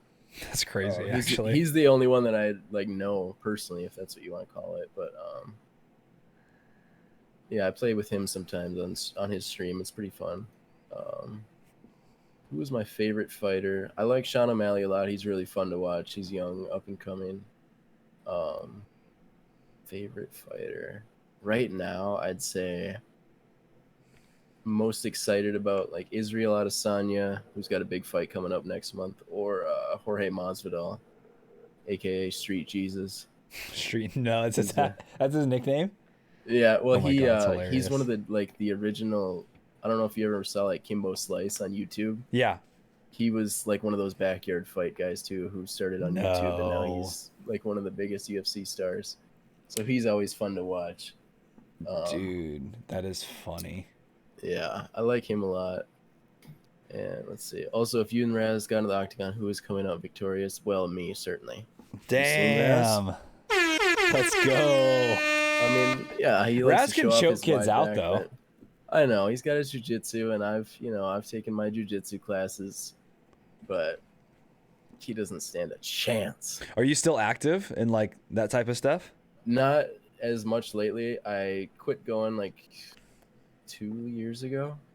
Oh, okay. But I do want to get back into it. I was planning on doing it soon too, but then COVID hit this year, and it's just been. Hey, were those places shut down? They were for a while. I think it's back open here now, but Interesting. I'll have to look more into it. Yeah, But yeah, Raz doesn't last 15 seconds. Damn, dude, let's go. Tell the listeners, what is the story behind you playing with Sugar? Is it Shane? Shane? Sean? Sugar Sean. No, Sugar Sean. Okay, tell us the story about that. So one of the people here in Twitch chat here a little bit ago, Yogurt Stain. Mm-hmm. He's one of my good buddies. Me and him are big UFC fans, and he watched Sugar Sean a lot. And I mean, I've always watched him like fight, but he watched his Twitch a lot. And he became real active in there, and pretty much all Sean plays is Call of Duty. So Yogurt Stain just kept hyping me up and kept telling him he needs to play with me. So he added me one day, and we played. I think we played sixes. I played with him and all his boys. We played sixes, like Search and Destroy, for a few hours, and I was dropping like 15, 18 kills every game, and they're like, "Holy shit!" Probably because you were in a way lower skill base lobby than you're used to, right? Yeah, it was a lot of fun. So then they do like a lot of on his stream. They do a lot of custom lobbies. So they'll invite me, and we'll do like 4v4 gunfight or shit like that, and we'll just have a good time playing on there. Yeah, it's a lot of fun. So you still play with him that often? Like, when did you play with him last? Last probably like a week ago. Oh, damn, dude. Ago.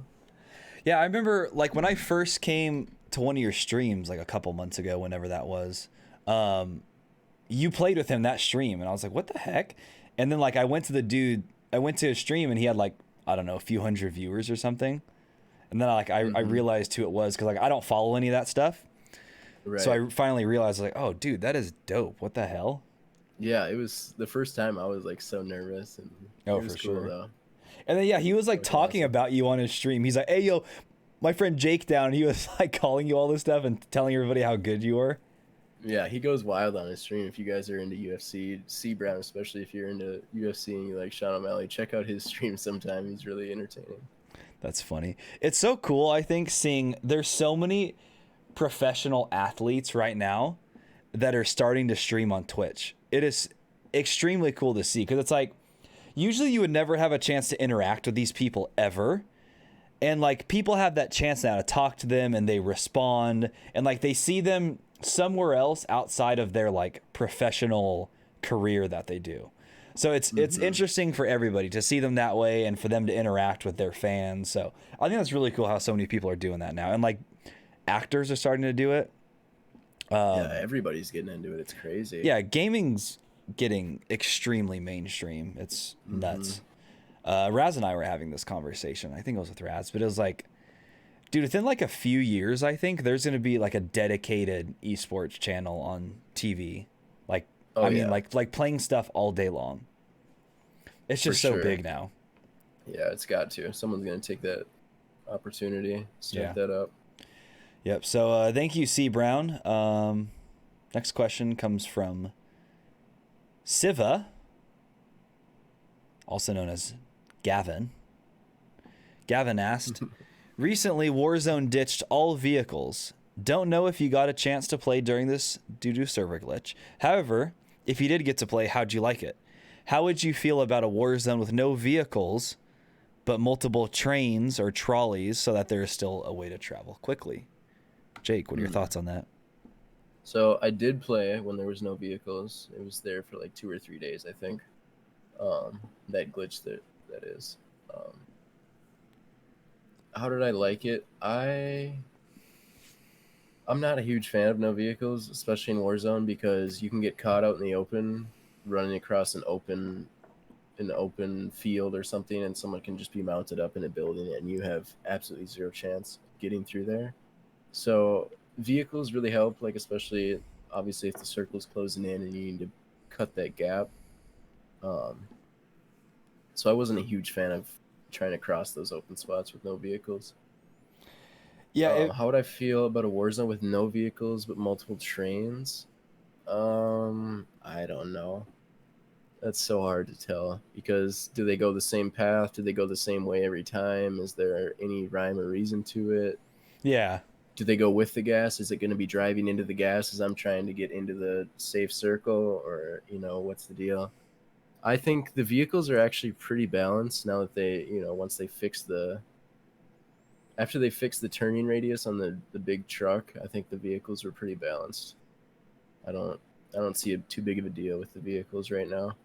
Yeah. Yeah, I definitely agree with you there. It was boring playing without vehicles. I mean, every kill you got usually was just like a duo just running in the open field. Just like with no cover, and you just got an easy kill on them.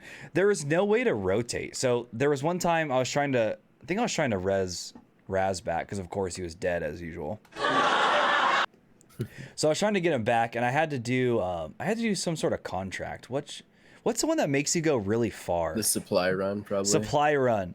So I picked it up, and it was 600 meters away, and I had 2 minutes to get there. So I'm like, okay, Oh my God. forget it. And I had to run through like downtown or something ridiculous, some hot area.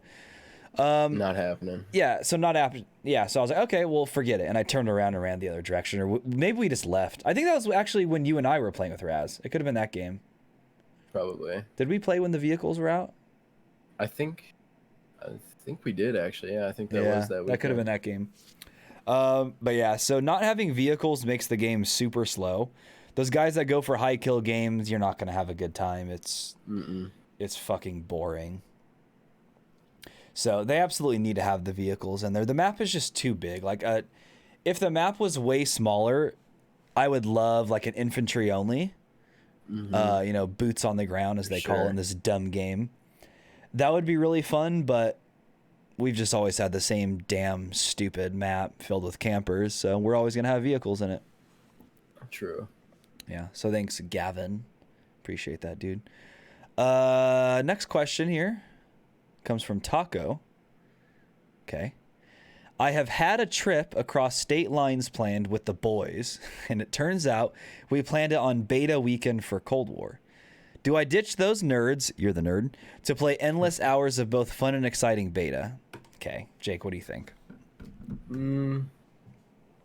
mean, planned a trip across state lines. I don't know where you're going, but I mean, if you've already had the trip planned, I'd say fuck the beta. Just watch it, go do your thing, have fun. Enjoy your time, because you've probably been trapped in the house at least somewhat, like we all have. So I'd say get out of the fucking house. Yeah. We'll be stuck with the game till next year anyway, so you have plenty of time to play it. we absolutely will. So let's hope it's not shit. Yeah, like Jake said, it depends where you live. Hey, if you're traveling to Nebraska, stay fucking home. How about that? You know? Yep. But if you're traveling somewhere cool and going on a road trip, I hope it's not to Oregon or California, because you'll probably be on fire as you cross those state lines. Absolutely not. Go with your dumb friends and have a fun weekend. You're an idiot for wanting to play the beta. Betas are boring within 5 hours of gameplay. Right. And if you pre-ordered, you'll have the beta. Well, I don't know what you're on. If you're on PS4, you'll have the beta for like almost 10 total days. Probably like 8 days actually. Like that, 8 or 10. So absolutely not. I'll be bored with the beta by the second day. Even in Modern Warfare, we didn't play it every single day because it just got to a point where like, okay, well, we've tried it. There's nothing new. There's no point in playing it because you're not progressing. You're not gaining anything from it. You're just playing it. And it's like, I'm not even having that much fun because it's a beta and nothing's in it. So why would I waste my time? So we just went back and played Black Ops 4 after trying it for a couple days. Plus, playing a beta on a map like Azir Cave wasn't great. So I'm going to assume for this game, the beta is going to be... It's going to be like one regular Sixes map. It's probably going to be the same damn maps we've already seen, actually. It's going to be like Miami, and then it's going to be that stupid snow map with tanks on it, or like that map the boat one or something. With the boats. Yeah, it's going to be something like that. Yeah. So if the beta ends up being really good, then you're going to be pissed that you're going to have to wait another month to play playing Modern Warfare before you can get Cold War. And if the beta is really bad, you're going to be glad you went on the trip. So I'd say either way, go on the trip. Yeah, dude, and that's yeah, actually. I mean, I was the opposite. I was so excited for Modern Warfare. Like, I first played it during the beta, and I hardly played BO4 after that. I mean, I played it probably like the week following, and then I was just like, I'm bored, dude. I'm bored of these mechanics. Done with it. I want the next game. And then look what we got. Now I complain about multiplayer all the time. Right. So I wouldn't waste your time on a beta. Go hang out with your dumb friends and have fun. So thanks for the question, Taco. JManQ319 asks, you load into a 2v2 gunfight. Primary weapon is a FAMAS. Dog shit. Secondary is somehow a 725. Which are you using to take the win? Both? 725 one taps, FAMAS one burst? Both dog shit guns. What do you think, Jake? Absolutely, both dog shit. First thing, I mean, in gunfight, I check what my equipment is. That's a big part of gunfight. Also depends what map we're on. Because like certain maps, I'd probably take out the 725 and rush one side, try and take out one guy, get a quick pick on one guy. But on other maps, say like the cargo one where you're inside the ship, I'd probably sit back with the FAMAS, try and take one out or both out. It all just depends what map. But yeah, I mean, a lot of them, because they're so small, probably rushing with the 725 might be the best strat. But I mean, I'm never not rushing, so Exactly, yeah. That's pretty much how I feel. Like, the FAMAS is so inconsistent that in a gunfight, I would, unless it had like a good optic on it or something, I'm really not going to use it. Like, yeah, I'll probably use it from the rip. I think the map is King that I like. Like, I'll try to get a pick off the rip. And if I miss, I'm not reloading. I'm putting that dumb piece of shit away, and I'm pushing up with the 725. One tapping both guys with the 725. I'm one tapping both of them, exactly. Because it's still too powerful. They still haven't fixed it. Will never be not balanced. Hey, and shotguns don't belong in Call of Duty. Take them out. Treyarch, take them out now. So, FAMAS's dog shit. I wish it was good, dude. It's really fun when there's a good burst assault rifle in video games. Like the Swordfish in BO4 was so fun. In this game, there's just none that are good. So thank you, brother, for that question. Let's skip that one. Okay, so let's go down to read a book. Read a book's question is, do you ever see the Call of Duty League returning to PC? If so, when do you think it'll happen? Jake? That's, I don't know. To be honest, do I ever see it return to PC? Probably eventually. When, though, that's the harder question to answer, because they just made all these franchise teams $25 million buy-ins. They're all in exclusivity with Sony, playing on controller. It's like they would all have to reform their teams with keyboard and mouse players.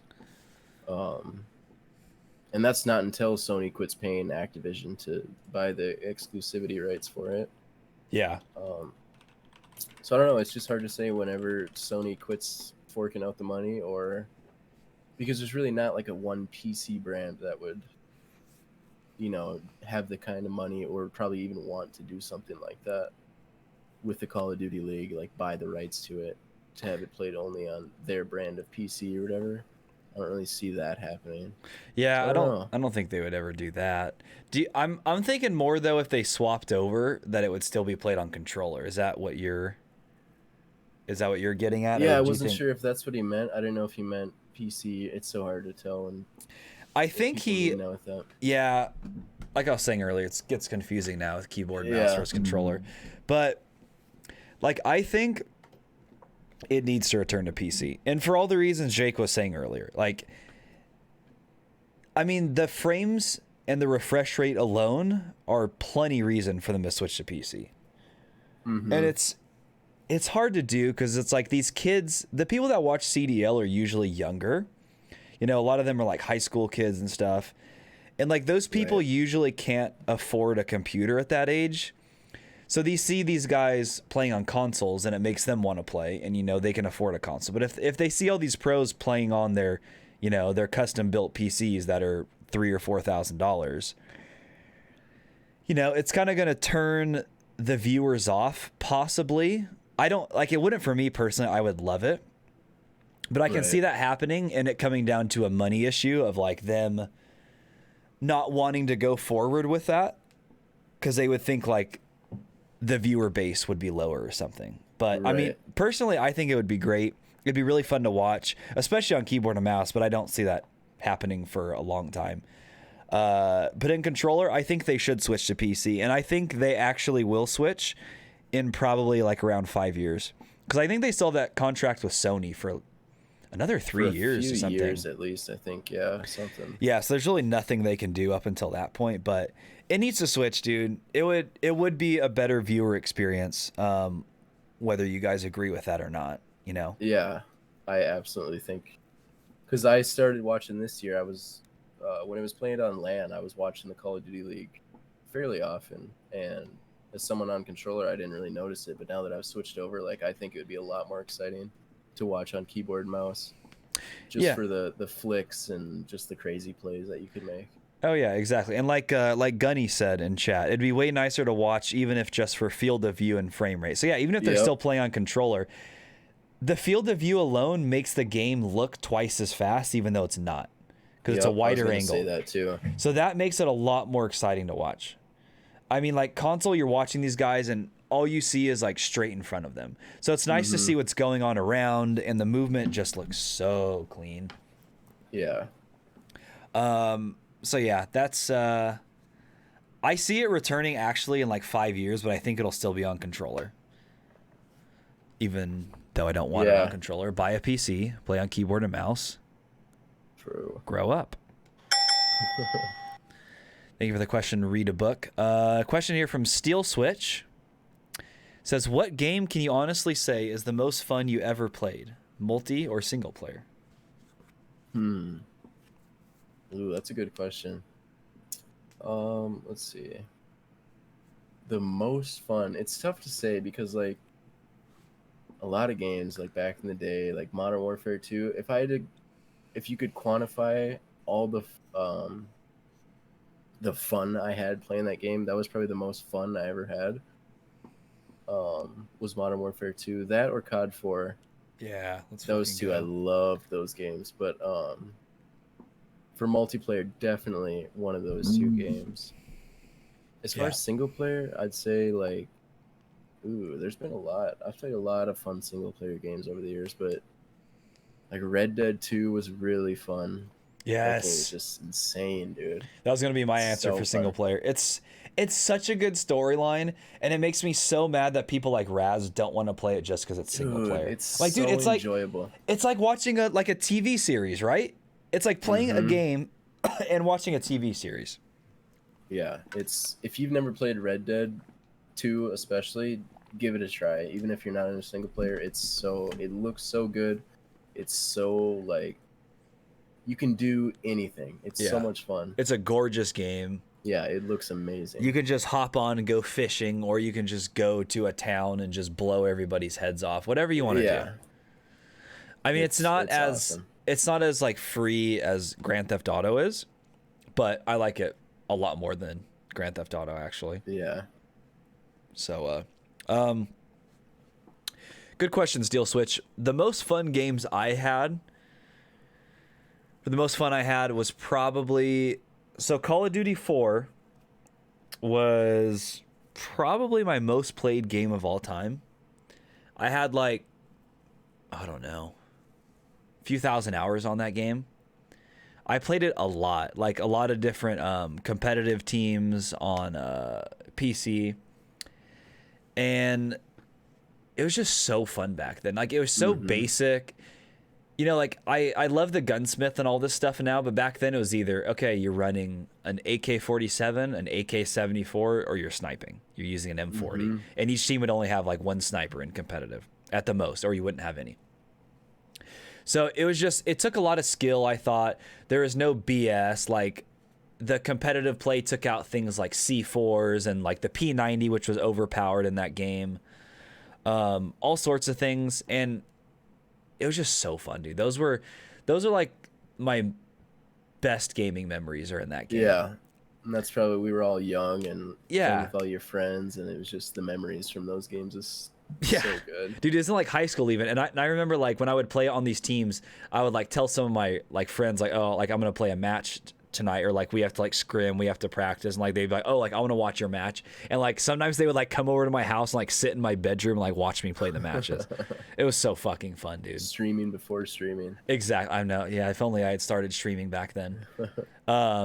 So yeah, that was I love those days. I'll forever love Call of Duty 4. You go back now and you play it and it's like, okay, yeah, there's no content to it. But back then, for what it was perfect, and It was I loved it. amazing. Yeah. Yes, that's the most fun. And honorable mentions to SWAT 4, which if any of you have ever played that, I'll give you $100 because you probably haven't. So if you've played it, join the fucking Discord and tell me that, because I doubt it. It was a really fun game. And another one goes to, it's a Battlefield 2 mod called Project Reality, which was, they took Battlefield 2, they changed the mechanics to make it more realistic. Like, it's still obviously the Battlefield 2 engine. So, like, the graphics weren't great. This game is still played in 2020, by the way. It's not too active anymore. There's a few servers that are still alive. But they did all these things with attack helicopters and jets and tanks. And it's like, you load into a lobby, and it's usually, what is it usually, 32 versus 32. And like, you form squads. And so if you form the squad first, that is called tank, then you get all the tanks. Like, it's like, that's just how it worked, right? So you would load in, you would call it jets, or you would call it CAS, which is for close air support. and you're claiming those things. So if anyone else steals them, an admin in the server is banning them immediately, because that's just how the game works. Like that's the gentleman's agreement. You name your squad what you're using. If you're an infantry squad, then whatever, you just name it whatever you want. But if you want like to use tanks, APCs, or air support, you have to name it that way. And then you got all your boys in there. I was in this clan. Shout out to PR Wars. And we would decimate the battlefield, dude. I mean, we would talk in game chat to our squad, our little squad it was up to 8 players. And then on top of that, we would usually all be in TeamSpeak or Ventrilo together, all of us who were playing. So like one group of us would be leading an infantry squad. The other group would be in charge of helicopters. And like when we needed air support and stuff, you would talk in vent and you'd be like, dude, like there's a tank coming this way on the road near me.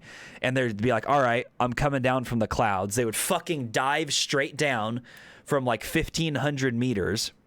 You would fly super high, by the way. You would be in the clouds. You couldn't even see the ground. They would dive down, go straight down, fire your missile rockets, pull up, the tank would be dead. You would go up, climb back into the clouds, and you wouldn't get shot by like air support or anything, or anti-air. Yeah. And it just took so much team play, and it was so fun. And like that whole group of players still plays. It's almost like I would compare it, dude, to playing like hardcore in Call of Duty 4. It's guys that are older. It's a bunch of like veterans and shit. They're all, they're all like middle-aged, married, have a bunch of kids, but they love that game. They love the realism aspect to stuff like that. Yeah.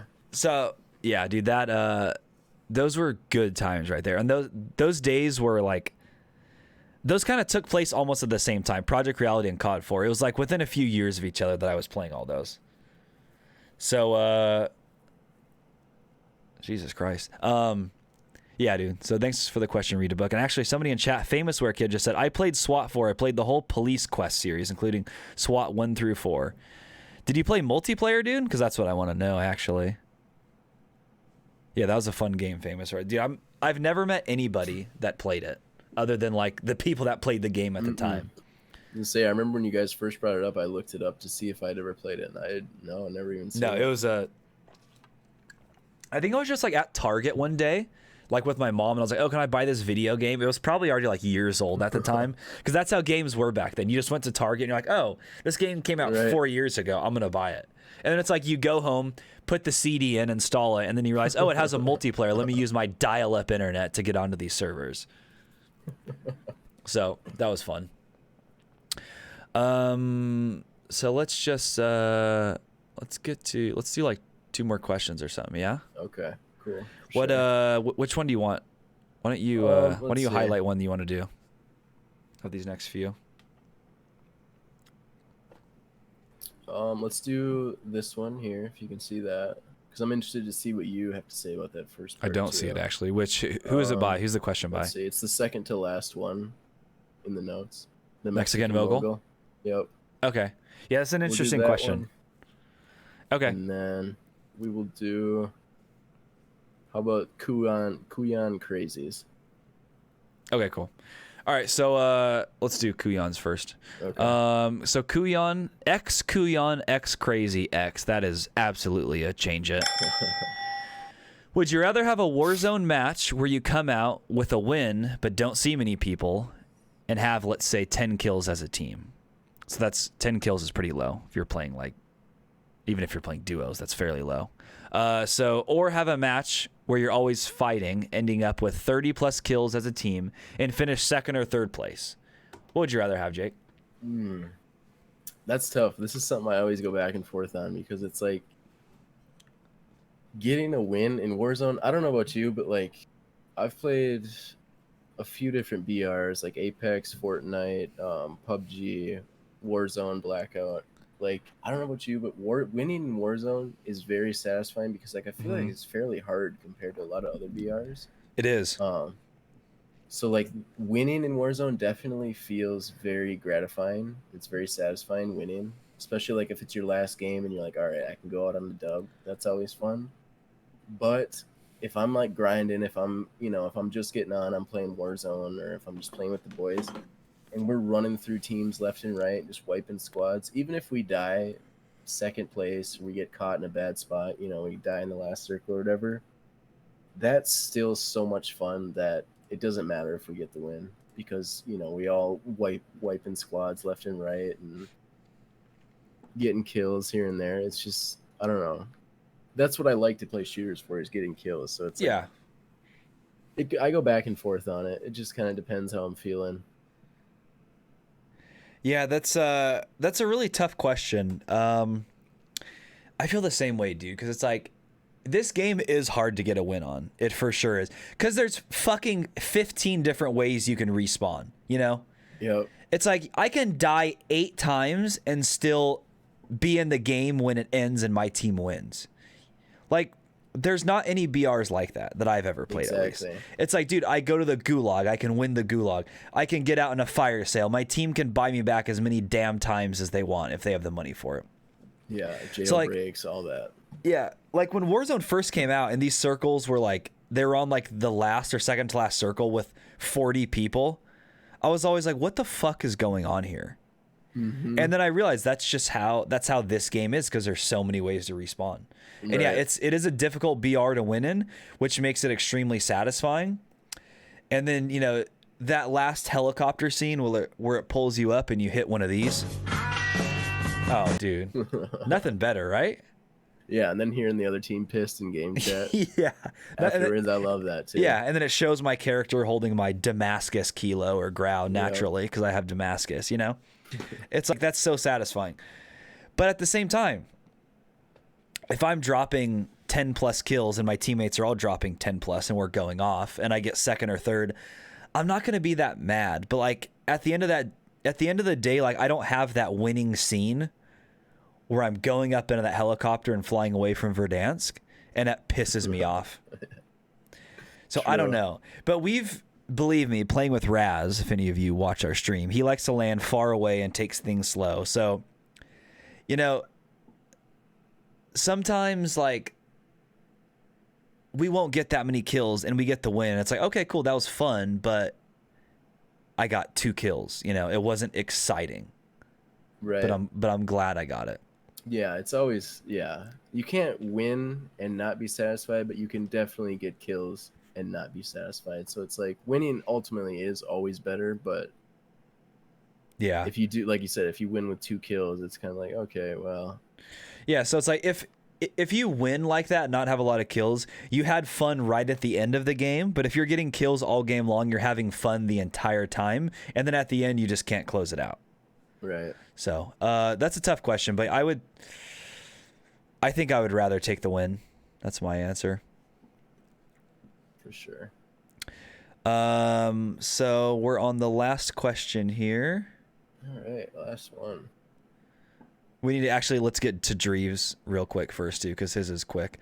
If you guys listen to comedy, who's your favorite comedians to listen to? Jake? Let's see, favorite comedians.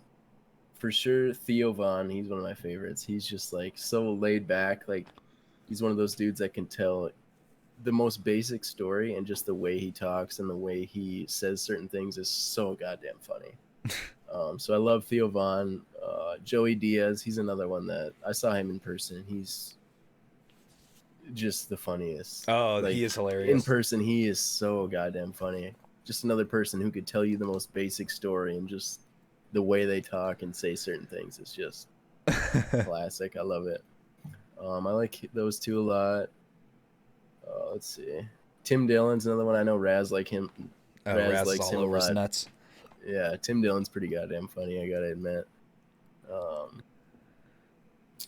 Yeah, as far as comedians, those are some of my favorites. They all have like podcasts too, so I like their podcasts. Yeah.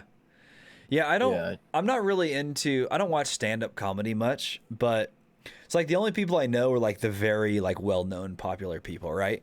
So like I always thought Tom Segura was pretty funny, and I usually don't like stand-up. Oh yeah. A lot of times I think it's just so like forced and dumb. But I don't know, a lot of his things, his stories, and again, Dude.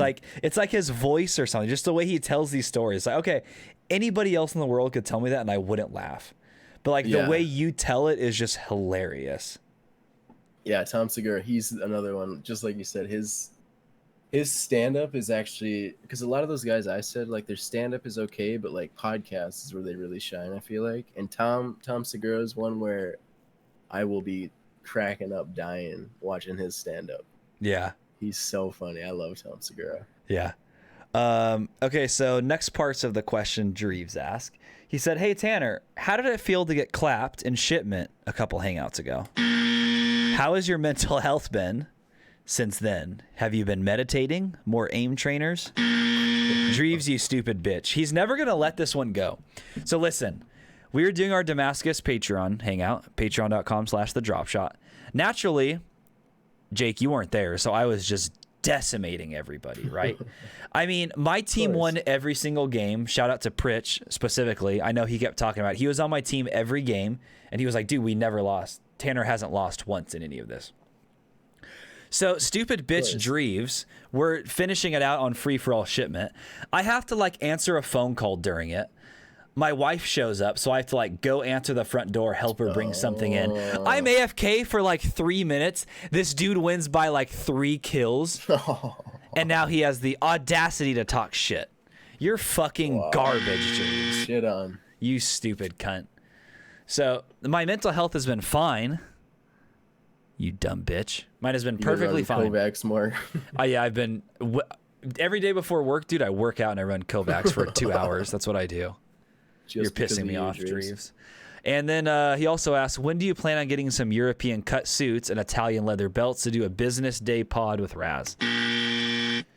That's never, ever happening because I'm not so dumb to spend almost probably $2,500 on suits, shoes, Italian leather belts, custom tailored suits, that is, just to go to one wedding every 4 fucking years. He's so dumb. True. That was actually his excuse, dude. He's like, oh, these will last me 20 years, and like I won't ever have to worry about what to wear to a wedding. I'm like, okay.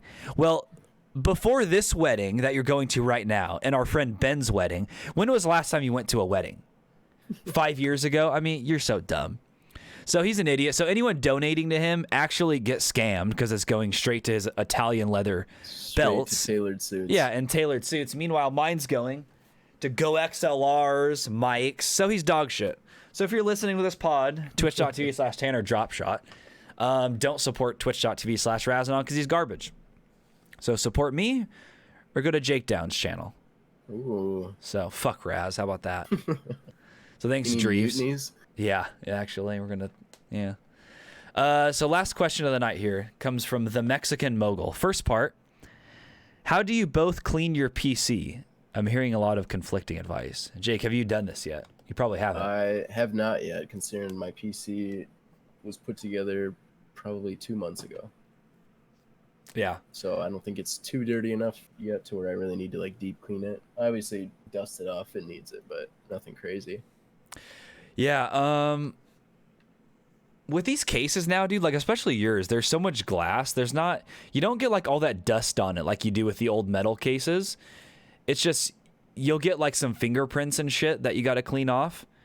But I usually only clean my PC. It's not often. Like I built this one, or I rebuilt this one in a new case like a few months ago. And so I haven't cleaned it once, but usually what I do is when I live with my parents, at least, I don't have an air compressor now. I should probably get one. But I used to just take it outside, like, I'm not kidding, like only once a year. I would take it outside and blow it off with my dad's air compressor. Much better than canned air. It's a lot stronger, but it's not going to damage anything either. Like I'm not fucking holding the nozzle an inch away from the CPU cooler, you know? Right. So I usually blow it off with an air compressor. I mean, most people just use canned air, but it's like, okay, are they using it in their room? Because if so, what's the point? That dust is just going back into your room and it's going to get sucked back onto your computer. Right. So if you're going to use canned air, at least go outside and do it. Canned air is also, for how much you get out of it, it's kind of a ripoff. It's kind of dumb if you're cleaning it often. Yeah, it goes real quick. It goes very quick, and then it starts freezing up and my hand gets frozen and it pisses me off, so... but for most people, the answer is just going to be canned air. Just spray it around. Yeah. And it's like the fans. Is that like one of the biggest things you want to do? Is like get the. Usually it's the fans. Yeah. Okay. So I don't ever take any of the parts out, but I just get the air compressor. You know, obviously you take the side panel off. Right. On your case, you can take the front panel off easily too, right? Yep. Yeah, I can pretty much slide up every every side of it. Yeah, so then I just get under there at an angle and spray like the GPU fans, you know, the front and rear fans, the top fans, and then if you have a CPU cooler, spray that one. Those are the things that need it the most, because you won't realize that can actually raise your temperatures significantly if you're not cleaning that and there's a lot of dust buildup. So, Interesting. yeah, you guys should definitely check that out.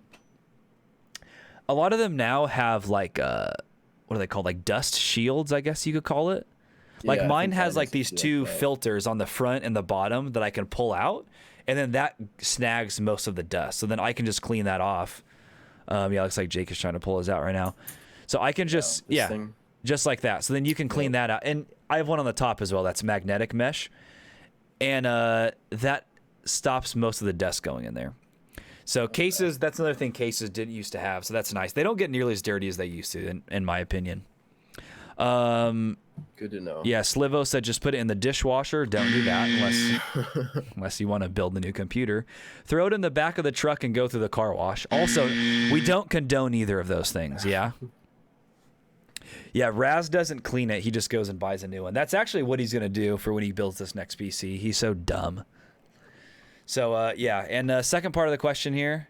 I recorded myself playing COD for the first time the other day and was horrified at some of the faces I was pulling when I got into engagements. Have either of you had to focus on keeping a straight face for the camera, or is this just me? Cheers, guys.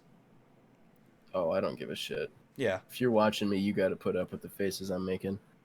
If I'm getting into engagement and I'm leaning real close in because I'm fucking trying to get these guys, then you're just going to have to deal with it, you know? I'm trying to get the kills for you guys. Yeah. Exactly. I don't give a shit what my face looks like. Yeah. What are you guys going to come in my room and make fun of me? Yeah. Hey. Show up.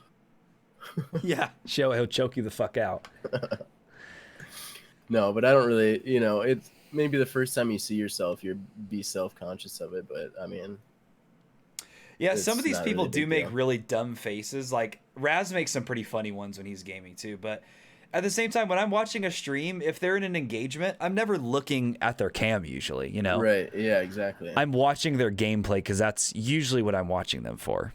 Exactly. So I wouldn't worry about it, dude. Everyone does it. Every single person when they games makes some dumb face that you don't realize. So Yeah, true, exactly. don't worry about it. Dreeves with a 500 biddies. Let's fucking go. Thank you, Dreeves. I appreciate you, brother. Let's start wrapping this up. Jake, if you're gonna stream, why don't you leave Grid Fam and get your stream ready to go and go live? Okay, I will. Okay. All right, everyone. So we have just one iTunes review today, which, again, as Raz keeps saying, post a fucking review. Give us 5 stars. We'll read it. Doesn't matter what it says. Don't care. We will read it. So this one comes from Lynchpin19. Okay. Honest Cold War reveal. The multiplayer reveal for Cold War was not spectacular. I know you hate MW so much that you will hype up Cold War as much as you can, but the maps we got to see were a little suspect and the gunplay looked very strange along with throwables being all over the place. I know they aren't going for realism as much as Infinity Ward is, but the whole thing looked very arcade-like, especially for a game coming out in 2020. Yeah, I can agree with you there. I'm hoping that all of this is just temporary because they don't have the finished product. I already bought the game and I'm a bit worried. I highly respect the passion you have for this podcast and all the hard work you put into it. I hope to catch you guys live sometime. Maybe once a month you can do an earlier stream so it'll be easier for people on the East Coast to watch. Thanks for the content. Well, if you want earlier streams, patreon.com/thedropshot. Tell all your friends about us. Tell them to like, subscribe, sub to me, follow me. And, maybe we'll have more free time to start earlier. But for now, absolutely fucking not. We're not able to. So thank you, Lynchpin, for the review. I appreciate that. And yeah, it's looking a little suspect and arcade-like, but that's Treyarch.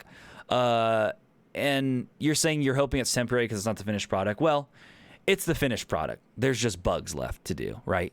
So if you don't like the game now, if you don't like how it's looking, hopefully you like it when it comes out because not much is going to change. So thank you, dude. Appreciate that. And yeah, so I thought the pod went pretty well without Raz. What do you think, Jake? Are you still here?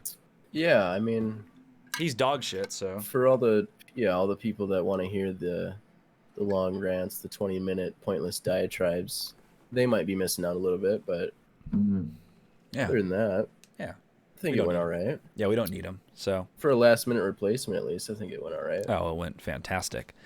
So he also said in the notes here, if you cry on stream because you miss me, that's fine. I could edit it out in post. I won't, but I could. So you're dog shit. But yeah, thank you, Jake, for being the co-host today, dude. That was really fun. Sure. I think people will enjoy that. I appreciate everybody for supporting or for submitting the questions, so we could do Yeah, this. that made it a lot easier. Made it a lot Appreciate easier, that, guys. So thank you, boys. Jake, tell us again where we can find you. So if you guys want to watch me stream, play a lot of Call of Duty, obviously, twitch.tv/JakeDown, which will be going live here in just a second. And then on Twitter at JakeDownTTV. Perfect. Be posting a lot more clips and different shit like that, or, bullshit on Twitter. Yeah, Twitter is a great place to grow. You can get a lot of visibility on there. So I highly recommend you start being super active on there. Just start replying to random things. It's a great place to grow, people to find you. For sure. But yeah, thank you, Jake. I really do appreciate you coming on, dude. I had a good time. That was fun. Yeah, thanks for having me. Yeah. So the best way to support the pod, if you guys would like to do so much, other than listening, which we do love and support, is to join our Patreon. 4 bonus episodes a month, weekly hangouts if you subscribe to the Damascus tier, and much more. Patreon.com/the Dropshot. JakeDown is a Damascus patron. Jake, you having a good time? Oh yeah, definitely worth it. If you guys love COD, love podcasts, love these guys, then definitely join. The hangouts are a lot of fun. If you guys want to simulate gameplay, that's another reason to do it. Submit gameplay, episode suggestions. There's a lot of things on there. So go to patreon.com/the Dropshot. You can see the list of all that. So remember, follow me on Twitter at Tanner Dropshot, twitch.tv/Tanner Dropshot. Follow Razanon, even though he's not here and he's dog shit. I'll still shout him out. Follow him on Twitter at Razanon, Twitch at twitch.tv/Razanon, and Instagram, RazanonTTV. Don't forget, if you have an Amazon Prime, you get 1 free sub every month to a streamer of your choice, which is, of course, me, right? Me or Jake, definitely not Raz. So if you want to use your Twitch Prime sub, feel free. It's free if you're not subbing to anyone else. Again, like I said, rate the podcast 5 stars on iTunes. Tell your friends about us so we can just keep blowing this thing up. Subscribe to Razanon's YouTube, please. We post full episodes on there, gameplay breakdowns, a lot of good stuff on there. So it's youtube.com/ I guess it's just /Razanon. That's his name. So smash the fucking like button, subscribe, watch the videos. A lot of good stuff on there. We have a merch store with a bunch of fire merch, including clothes, phone cases, other accessories, and more. You'll find it in the show notes below. Of course, join the fucking Discord. If you have, I don't know. If you're not in the Discord by now, I don't know what you're doing. Join the Discord. You're dumb. So please join. A lot of good resources in there. Oh, dude, it's been nuts lately, actually, huh? Yeah, it's getting really active. It's getting extremely active. So thank you, everyone, for the support tonight. That was a lot of fun. Viking, Mullet, Rhodes, Slivo, Dreves. My alert box is not working properly, so I can't see everything. Claptimus, I think you did some gifty boys. So I really appreciate it all tonight, boys. Lot of support, and I very much appreciate it. So I thank you for that. Let's just not have Raz host it anymore, yeah? How about that? And a special thank you to our Damascus patrons. Mr. Sal Manila, Jay Pritch, Slivovitz, JakeDown, of course, Zerosia, Rainman, Sandstoner, Tequila Sirockingbird, Face Esquire, Gift Curse, Adam H, Sniff Sniff Hambone, of course, change it, Jimmy M, Von Trapp, Aussie Menace, Versteeg, Godado, Josh V, Yep Buddy, Civ, Famous Wear Kids, Sly, Dr. J Webb, Patrick C, Derek R, Wade M, It's DePickle, That Dirty Clap, Chase H, Killacam, Pre-Shock, Garrett, and of course, an extra special thank you, the cherry on top, I think that's what Raz says, to the Vaping Viking for our one and only Obsidian patron. We appreciate your support, dude. Greatly. We appreciate everyone else too. So we're gonna go fucking bang out some Warzone now with Jake. We're gonna raid him in a second here. Verdansk. We're gonna get some dubs. I think low cap is ready too, so we're gonna do some nice trios, dude. That should be very fun.